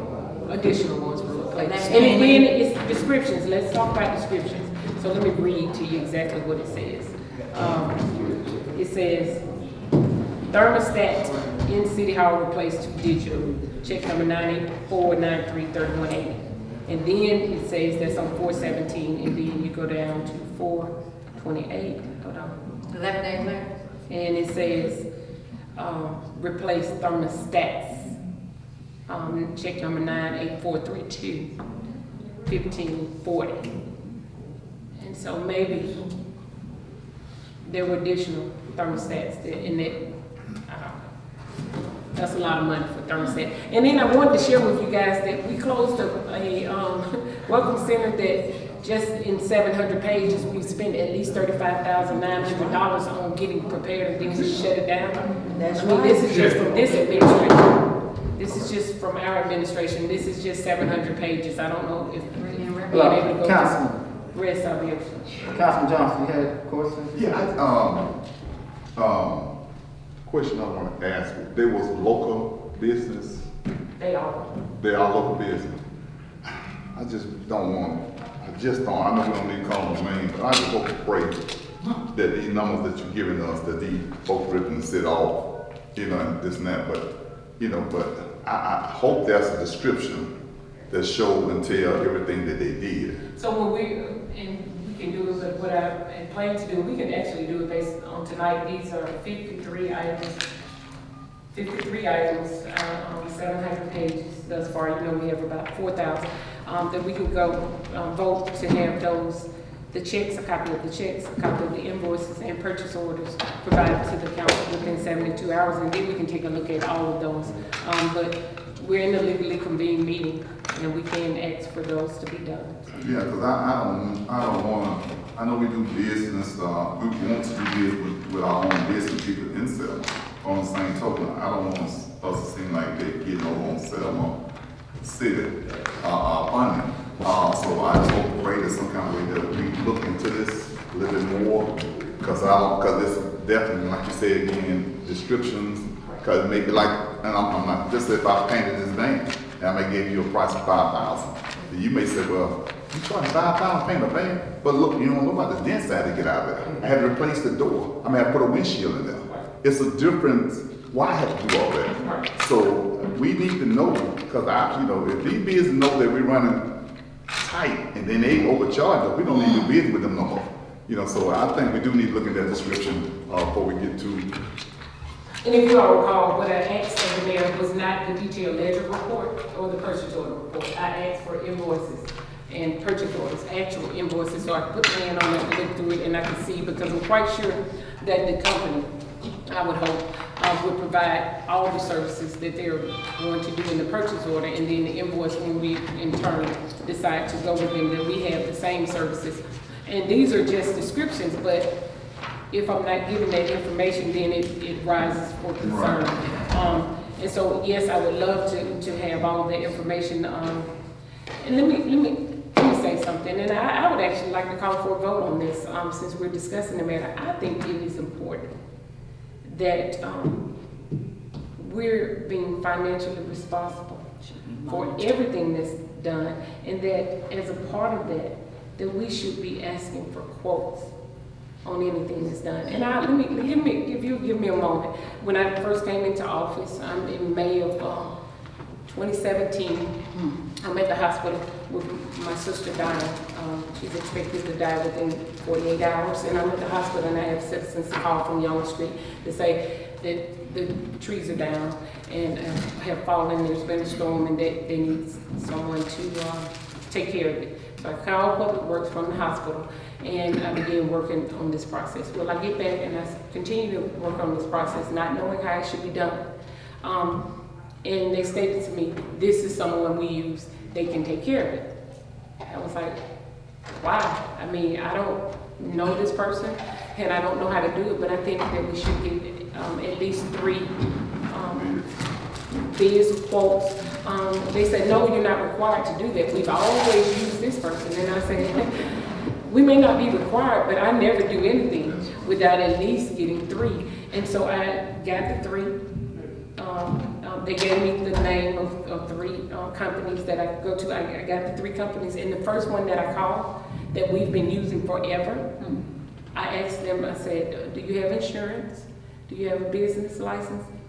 And he said to me, no. And I've been operating for 20 years, and I've never had a business license. Nobody ever. And he got really upset with me that I even asked, did he have a business license? I think that we're doing too much of this. I think that we're having, if you look at some of the things that I look at, and they could be bad descriptions, but we should be asking someone that come in and clean. We should be saying, can I get a quote for your cleaning service? And I'm also going to get 2 other quotes. And we should be looking at this. And I think as a matter of record, that the council should be requiring this. We're in a financial situation. And we can't just do what we've always done. We can't rely on who we trust and who we've befriended. And I know that we build relationships with people and that we trust their work. And I'm not saying we negate that, but I'm saying this relationship that you've built, perhaps that we need to weigh it. Perhaps they've gotten too comfortable with the relationship and feel like they're going to get the job, and so they charge a little bit more, or they pay a little bit more. And so we should be asking, because when I did the Young Street trees, I got those quotes. I didn't go with who we've always gone with, and I must say that it was in range with everyone else, but he didn't have the necessary documents, and I think those are things that we should be requiring. Yeah, Ms. Jackson, but with the cleaning service, I know at the water work, that is bidded out. You have to do like a seal bid. You put it, you advertise it. People have to come in and say, well, I can do these bills for so much. That's what's called the seal bids, and whoever got the lowest bid. Now, I don't think the city should be doing the same thing. Lowest bid. I'm not sure, but I'm thinking that what it should be doing. People bid on that. Ms. Ives, you have any knowledge how we do the bids for the cleaning service? Cleaning services? Yes, like it's people that clean this building, we bid them out.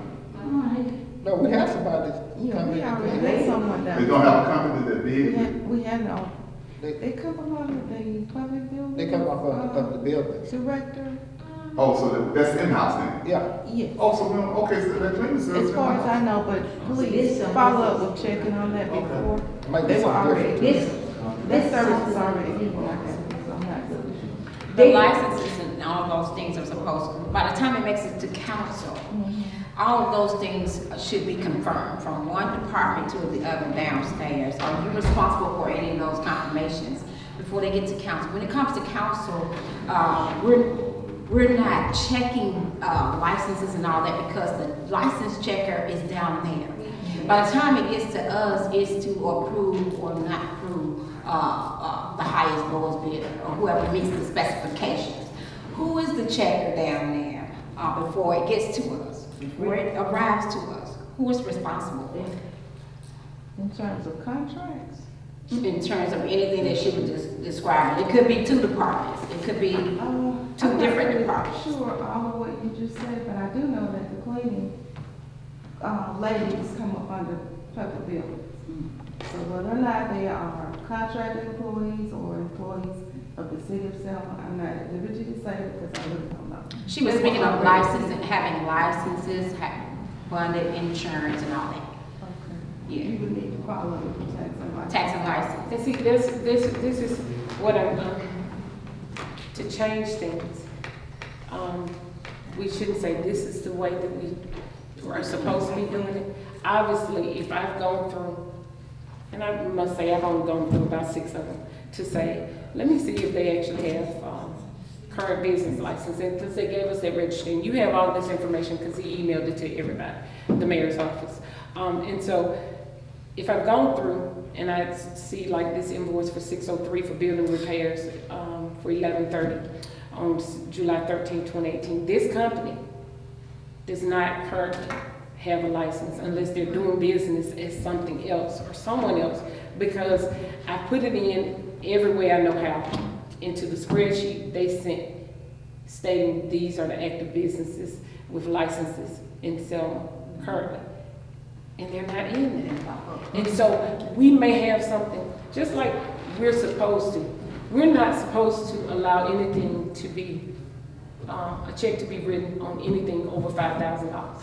Like, I know I've called out to you several things within the last 6 months that have been written over $5,000. No one said, finance department, tax license, whoever's supposed to catch it, say, wait a minute, I know that this is an ordinance, I know this is a rule, I know this is a procedure, that nothing is supposed to be, a check is not supposed to be written unless I have approval from the council. It didn't stop the check from being written. It didn't stop it. And so what I'm stating or suggesting is that we have a vote. That one, we say that we do not operate as a city with individuals that don't have the proper license and insurance. And they have to have license with the city of Selma. I don't care if they're licensed in Montgomery. They're doing work on our city buildings and they don't have license. They don't have Right. I mean, That's a motion on the floor. yes. And then the second part of that motion is that we make sure that if they have license, that they come before us, or they're required to have quotes from everyone. At this time, we can't afford to say, you my buddy, you know, how much you gonna charge me, and that's what we're gonna go with. And that may not be what's going on. But we just can't afford to do it. We need to set some things in place, and we need to make sure that they have license. They need to make sure that they have insurance. There's too much in this report. I see someone says that they constructed a rack. Let's just leave it at that. They constructed a rack, and then they did an upgrade on the rack they constructed. Or they repaired something, and then the next month they came back and repaired it again. You should be insured, because if you do something with the city building and a month later something goes wrong in the same area, then you should just come back. And that should be a part of our contract. I don't know how we're doing this.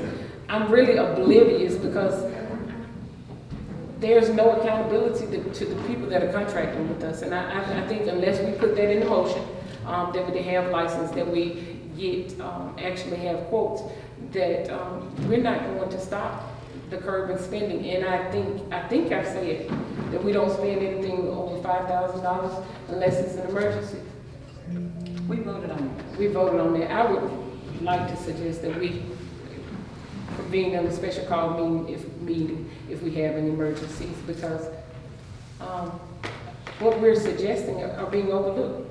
5,000. So your motion, Councilwoman, is, I'm looking at a checklist, I'm looking at a visual that says check. I'm thinking of a document similar to when they had to come before us for business licenses. There's a check off list. So your motion is for license, insurance, and up to 3 quotes. 3 quotes when they're available, 3 quotes. And so that's her motion. So we can have a checklist sent up to us along with the people when they're coming with the 3 quotes. We can have a checklist that says license check, insurance check, 3 quotes attached, whatever, however you want to put it. Is that the motion? That is. Okay, can we call for the vote? Before I take a vote, I'd like to have a question. Go ahead, Councilwoman. I thought that, before I take this vote, I want to ask you this here, because I've been doing, isn't Terry Davis the ones that over the buildings, the public buildings, the city buildings, that whenever some work is to need to be done, isn't Terry supposed to be the one to make that decision on select that person to do that work for the building? You asking me? Yes. Yeah, I'm saying when you was in it, when you was over the public. Okay, you're talking about what's supposed to happen versus what happens. Yes, she's supposed to. Okay, well, let me ask you this here. That's not what happens. No, but I'm just saying, if she's over public building, and I just took over, and the reason why I asked you this is because we have had somebody that this whole entire city has been leaning on with this, doing all this here, getting these buildings, getting these proposals and things done. So my thing is this here. What is she there for if she's not going to do that? That's her job title. She's running the city buildings, and anything that goes wrong in one of these buildings, she's the one that has to be the one to sign off. Why do Van Dyke have to be the one that have to go out and get the proposal to get this work done? He's multi-purpose. But I'm just saying, before I vote on anything, I'm just. That's why we put that in. Oh, okay. Putting into motion now, a mechanism in place that we have to get 3 bids and also make sure all the proper documentation cards with the license and the insurance and all that stuff is in place. I thought all that's all nothing, Mr. President. Why are we being redundant with some of these? But I guess basically, We're supposed to make sure, through the administrative committee, we developed that they're supposed to have their license and insurance. That was done, right after the May event, but we have invoices after May for individuals that may not have done what they're supposed to do, but we've never said that we have to have at least 3 quotes. And will it get done? I don't know, but, I tell you one thing, that we should, if it comes before the council like it should, we shouldn't vote on anything unless it has those documents for it. Because if not, we're participating in the frivolous, erroneous spending and mismanagement that may be going on in the city. all right, roll call. Who was the second? Councilman Youngblood. Thank you. President Bowie? Yes. Councilman Bowling, Councilwoman Youngblood? Yes. Councilwoman Jackson? Yes. Councilwoman Benjamin? Yes. Councilman Randolph? Yes. Councilman LaShaw? I'm going to abstain. There's already a process in place. Councilwoman Thomas? Yes. Councilman Johnson? Yes. All right, motion passed. Councilwoman Benjamin. All right, I'll probably have 2 motions. My item here is holiday parking lot detail, and then I want to go back to the $400,000 I was talking about. So I'll probably have 2 motions. The holiday parking lot detail, Mr. President, I heard that there was a meeting to cancel it. So what happens during the holidays is the officers go to the parking lots of the busy areas, Broad Street, all of Broad Street, Cross Highland, wherever they need to be, that there is a good amount of money being transferred at night. You know, it's dark at 5 o'clock. People are handling money, trying to make it to the bank. They're going in and out of the bank throughout the day as well, because it's the holidays, people are spending money. So I heard that is being canceled. I'd like for us to make sure that the holiday parking lot detail, because we know that last year alone, Maxwell was robbed at least 3 or 4 times. 3 or 4 times, just Maxwell alone. We know that Family Dollar on the Broad Street strip was also robbed, and others that I can't think of. But the holiday parking lot detail is important for safety. It's important for if people are gonna, it helps people determine whether they're going to get out and shop or not. And it's just a matter of good public safety. And so I want to, when we did the budget, we took some of the slots and put them on the unappropriated amounts of money. If we can make sure that is moved into the holiday parking lot detail, if that money is not available, Mr. President, I'd like to make a motion that we make sure that that public safety money is in that detail where it belongs, where it should be. Okay, all right, we have a motion on the floor. Do we have a second? Second. Second, Councilwoman Thomas. Roll call. President Bowie? Yes. Councilman Bowling, Councilwoman Youngblood? Yes. Councilwoman Jackson? Yes. Councilwoman Benjamin? Yes. Councilman Randolph? Yes. Councilman LaShaw? Yes. Councilwoman Thomas? Yes. Councilman Johnson? Yes. All right, motion passed. Mr. President, if you would follow up with a memo in the morning to whoever it belongs to. I know that I know you're gonna start doing this because we've been taking votes, and departments have been saying, well, we didn't know that y'all voted that way, so we didn't carry it out. If you don't mind doing a quick memo, if you want to scratch it on a piece of paper, I'll type it for you, give it back to you, sign, I'll do that. Doesn't bother me one bit. Before we do, just start highlighting the minutes, like I said, and move forward with it. Okay. I want to go back, I wanted to, Let me ask you a question for you as well. yes, sir. Was there a person and authority that told you that this has been determined that it wouldn't take place? Yes, sir, and they have the minutes of the staff meeting too. I want to go back to I want to go back to the 400,000, well, this may not be a motion today, but it will be a motion. I want to go back to the $400,000 and no one put a stop date on. I want to motion that we put a stop date on that. I don't know if we can do that tonight, or if people on the panel feel like they want to just go look at the minutes themselves from 1982. I want a motion that we put a stop date on it and take those $400,000 and bring those 68 employees back right after Thanksgiving. I know we can't make it happen this quickly, but at least a week after Thanksgiving, and bring those employees back if we can with the, what I want to happen is this, so we can fashion it. What I want to happen is this: if we're about to write that next check, send a note down to finance and say, don't write it. Do not write it. Stop payment. That's what I want to happen, but I know everybody have not seen the minutes that the mayor gave me the minutes. I know everybody have not seen them. So I brought my little copy. So what's the purpose again for that $400,000? There was an education project back in '82 that they were supposed to start and complete, and once it was completed, it never stopped because no one said it was completed. Stopped. 40-some years. 36. Can we get a refund? I ain't messing with that right there. But you all know that we still give 1.2 billion. Oh wow. 2 million anyway, regardless. You know, we give that, and let me be clear, I'm not talking about that part. I'm not talking about that part. Oh, you're talking about extra? Because we're a partner in this education thing. But I'm talking about the 1982 deal. What line item is that paid out of currently?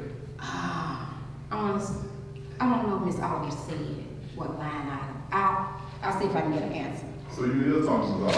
Huh? You all did. No, this is the meeting when she came to me. Good. She came in person to us. Okay. We walked outside. Okay. Find out what line item this is. Yeah, okay. I really would like it stopped because it was like a check that's gonna be cut tomorrow. It might be. I'll make a motion. I just didn't know if y'all wanted to go look at the minutes. I promise you it's in there. I was waiting on Councilwoman Jackson's question. Councilman Sherwood finished up. Could we find out up to date as to what it has accomplished? And That's what, it. That was one of the questions that I wanted to ask with the chair. okay. And What- also Okay. yeah, because I want to see that they already earmarked that money in their budget and what they was. I just want to just see that before. Can a motion be made pending? Let's go ahead and cut it off. Mr. President, Yeah. if they have earmarked that money and are using it for anything else other than the purpose that it was intended back in 1982, don't let them sweet talk you That's into right. believing it. They are getting more money than law. I mean, they've been getting a lot of money. They've been getting a lot of, we need it bad. So, council members, it seems like everyone is thinking the same thing, and I wanted to wait to hear Councilwoman Jackson's question to get a feel of whether to put the motion on the floor now or later, but it seems like now is good. Do we need to put a pin in? Hold on, Councilwoman, you done? Right, so I wanted to ask, so I was able to read those minutes with you, and we were together, and I got a great understanding, and I think we should, in the just professional respect, courtesy, and diplomacy, I think that we should make them aware immediately that they will not receive the funds. I don't think we should delay. We're in perilous times, and I think those funds are needed with us at this time. I'm not suggesting that we go back, but if they determine that they want to have those funds, then I would ask that we let them know that we could go back because it should have been stopped. But let's get these funds immediately. But I think there needs to be some type of conversation so they're just not hit in a letter put into mail, and I know it's going to be effective immediately. Okay, so Councilwoman Jackson was thinking what I was thinking, that a courtesy call and follow-up letter, but it has to happen immediately because I still want my motion to be in effect for next week. So it needs to happen like in the morning, courtesy call and courtesy letter right behind. Like if you scratch it, I'll type it for you immediately, and you know, we're not touching the 1.3 million at all. We're saying that in 1982 this happened. I need to get a copy of that. Yeah, I'll give it to you. I wish I had brought it up with me. I would have given everyone a copy. If I give it to you, will you put it in everyone's box, Mr. President? Yeah. What's the annual payment date? And when's the last check clearance? I don't know. She does it monthly. No, maybe she does it quarterly. I'll go downstairs before we end and in fact and get my notes. Yeah. All right, we're gonna put the motion on the floor. Yeah, now in my motion, I'd like to include that this, the media is here. Yeah, I'd like this to happen after the courtesy call and memo, but I'd like the courtesy call and the memo to happen within the next 48 hours, so that we can use these funds to bring the employees back immediately after Thanksgiving. Also determine that we're not on a contract. That's okay, that's fine, I said. Yeah, All right. okay, write that down. Roll call. Who was on the second? Oh, is there a second? It was Second. Councilman. Roll call. President Bowie, Now pass it now. Councilman Bowling, Councilwoman Youngblood, Yes, let's go, Ms. Benjamin. Councilwoman Jackson, Yes. Councilwoman Benjamin. Yes. Councilman Randolph, Yes. Councilman LaShaw, Yes, pending courtesy conversation with the entity, and it's been clear that we're not on a contract. Councilwoman Thomas, Yes. Councilman Johnson. Yes. Okay. All right. And that was it, Mr. President. If we can follow up with the holiday parking lot details, and make sure that our businesses are covered as we have done every single year. Okay. Now we're finna go to executive session for about 5 or 10 minutes. At this time, the chair will entertain the motion. So move, Mr. President. So have a stop, roll call. President Bowie. Yes. Councilman Bowling, Councilwoman Youngblood. Yes. Councilwoman Jackson, Yes. Councilwoman Benjamin, Yes. Councilman Randolph. Yes. Councilman LaShaw. Yes. Councilwoman Thomas, Yes. Councilman Johnson. Yes. All right, for about 10 minutes. Legal issues.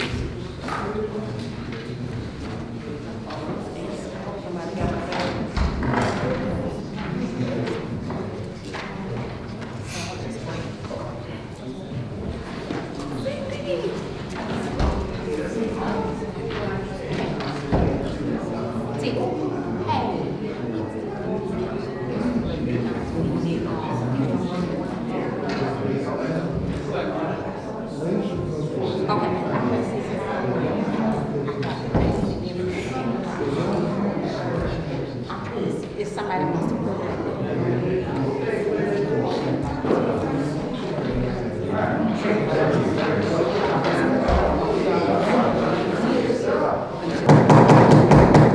Do I have a motion to reconvene? So move. Second. All right, roll call, to reconvene. President Bowie, Yes. Councilman Bowling, Councilwoman Youngblood. Yes. Councilwoman Jackson. Yes. Councilwoman Benjamin. Yes. Councilman Randolph. Yes. Councilman LaShaw. Yes. Councilwoman Thomas, Yes. Councilman Johnson. Yes. Okay, we'll reconvene the meeting. At this time, council members, you know, each year, the RIP has a program on December 15th. Former Councilwoman Sewell is asking, as he has done in the past, for us to waive that convention center, so they can pass our books and read to our students along with the Santa Claus. So at this time, I'm going to put a motion on the floor that we would waive the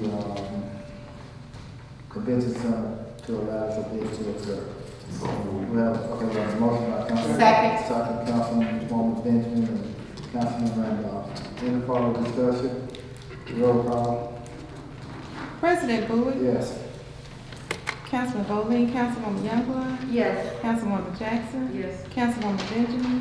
Yes. Councilman Randolph. Yes. Councilman LaShaw. Yes. Councilwoman Thomas. Yes.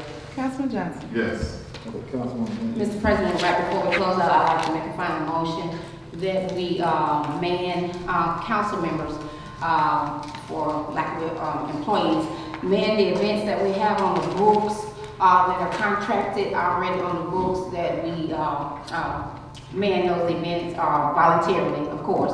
Man the events, be allowed to be the person, thank you, to be the person of staff. All right, there's a motion on the floor that council members volunteer to man the second Councilman Short. Roll call. President Bowie. Yes. Councilman Boleen. Councilwoman Youngblood. Yes. Councilwoman Jackson. Yes. Councilwoman Benjamin. Yes, please follow up with a memo in the morning, Mr. President. Councilman Randolph. Yes. Councilman LaShaw. Yes. Councilwoman Thomas. Yes. Councilman Johnson. Yes. All right. Mr. President, I said one Go last ahead. thing. I know we won't be, but I want, if everybody can let the citizens know that I will be planning on feeding up to 350 people or more for Thanksgiving. And this is coming out of my pocket and not the city money. So anybody in awards that want to come this coming Thursday at my place, Selma Avenue Sports Bar and Grill, we will be feeding up to over 350 people. I do want to let the first responder to know as well. So I'll call Chief Stephen and Chief Collier to let them know also. So, but What's we're your gonna start at 11. Start at 11 till the food run out. So yes, and we're looking forward. But if anybody want to come, welcome to come this Thursday. No, I just want to say Congresswoman Sewell is in town. I think her event ends in about 7 minutes. So if y'all want to go just say, hey, I think she had a town hall meeting scheduled for Selma, Alabama, and Dallas County at the Interpretive Center. And I'm sure she's still there. So if y'all want to go say, hey. Councilwoman Thomas. You forgot about my item.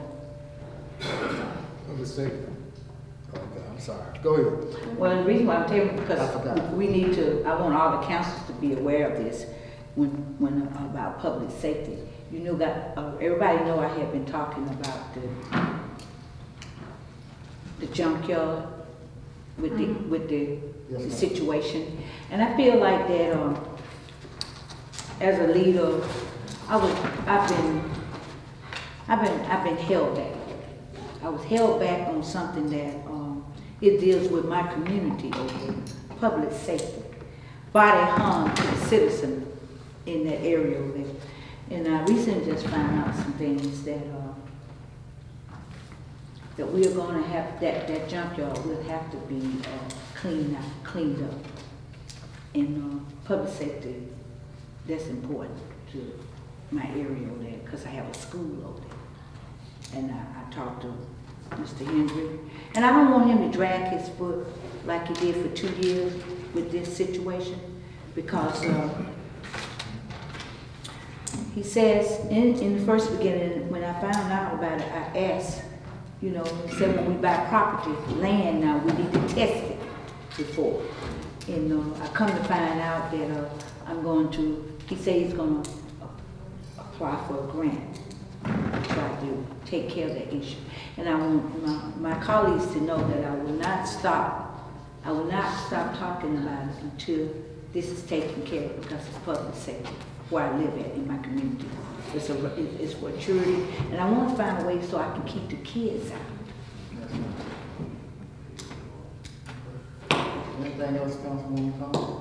No, we'll talk about the incident with the shooting later. We'll talk about that. Can you say something for me? Ask the mayor why he took out the code to get in the back door out. We can't come to the back door anymore, the ones that had employee numbers. And another thing, can you please put No, we had a code, everybody had a code you would type in and come to the back door. employee ID? The employee ID, he took all those out. And I told him, he just, well, anyway, find out, because I don't want to ask him, because I know, I don't talk to him. And can you do this for me too, Mr. President? Please ask him to have, I want to put in a request for who's the inspector of the buildings? Right, with the fire department, with the inspector of the building, with all these, doors with the lock codes on, and I need him to come out and do. Probably Chief Graham. Graham? Yeah, Chris Graham. Could you please put that request in for him to immediately come out?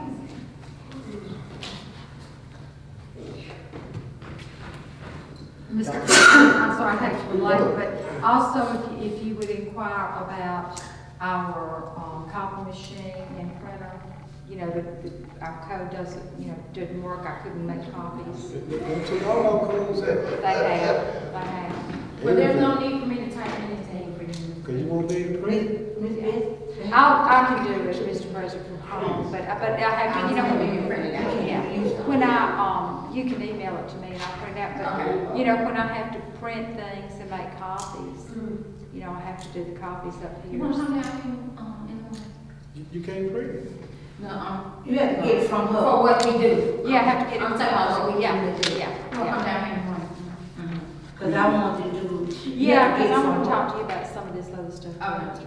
You need to seriously think about giving a portion of our travel, our discretionary, and let's bring the sites back to work. I'm gonna tell you, I don't know about y'all, but I know Corey got a headache. we need these sites. I need some In order for us, Right. in order for us council people to have a liaison, a direct relationship with our constituents. I mean, just to the simple things. I know this discretionary and all these can't bring everybody back, but it can bring some back. And I would love to bring everybody back, but we can't because of the resources. But I think if we give up a portion of our oil, and I keep saying all this because we have plenty of money. You're right about that. We got plenty of money on all this, but that's restricted and it can only be used for a specific purpose.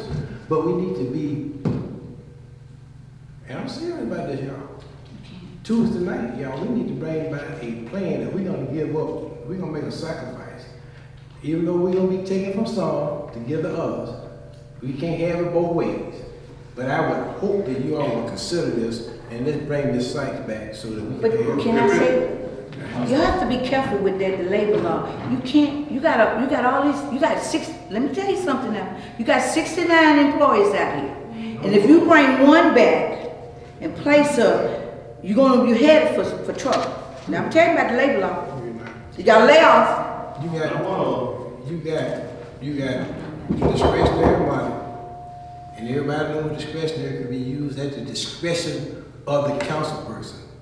And if the council person decides that they're going to specifically let go of that discretionary and travel for a specific purpose, then we will be within our legal rights. I still say it would be wonderful if we can bring all 68 back. But the truth of the matter, we can. But what we can do, we can impact one somebody's life. And that's a young lady that all of us are familiar with. This is a young lady that has been very helpful to me, and I know she's been helpful to you all. So let's make this happen, y'all. I'm willing to combine. Everybody may not be able to count the show. I'm willing, the ones that can, let's do it. I got 7,500. I'm ready to ride. Let's make it happen from this side. 5,000 on discretionary and 25 on travel, so that's 75. I got some potholes. Y'all have most fun. So moved. I need a contract for my homes. I might call Domino Pizza, tell them to come down. Domino Pizza, say they. I've already done it. Oh, you did? Hey, Mike. I went and did the application and everything. No. Michael. Good night, baby. Why don't you come down and come to water school now? Oh, and I'm just busting all out here. And I'll come down and come down there.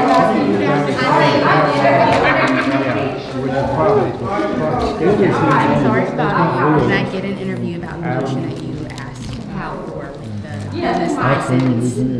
with the business license? Business license. Do mine.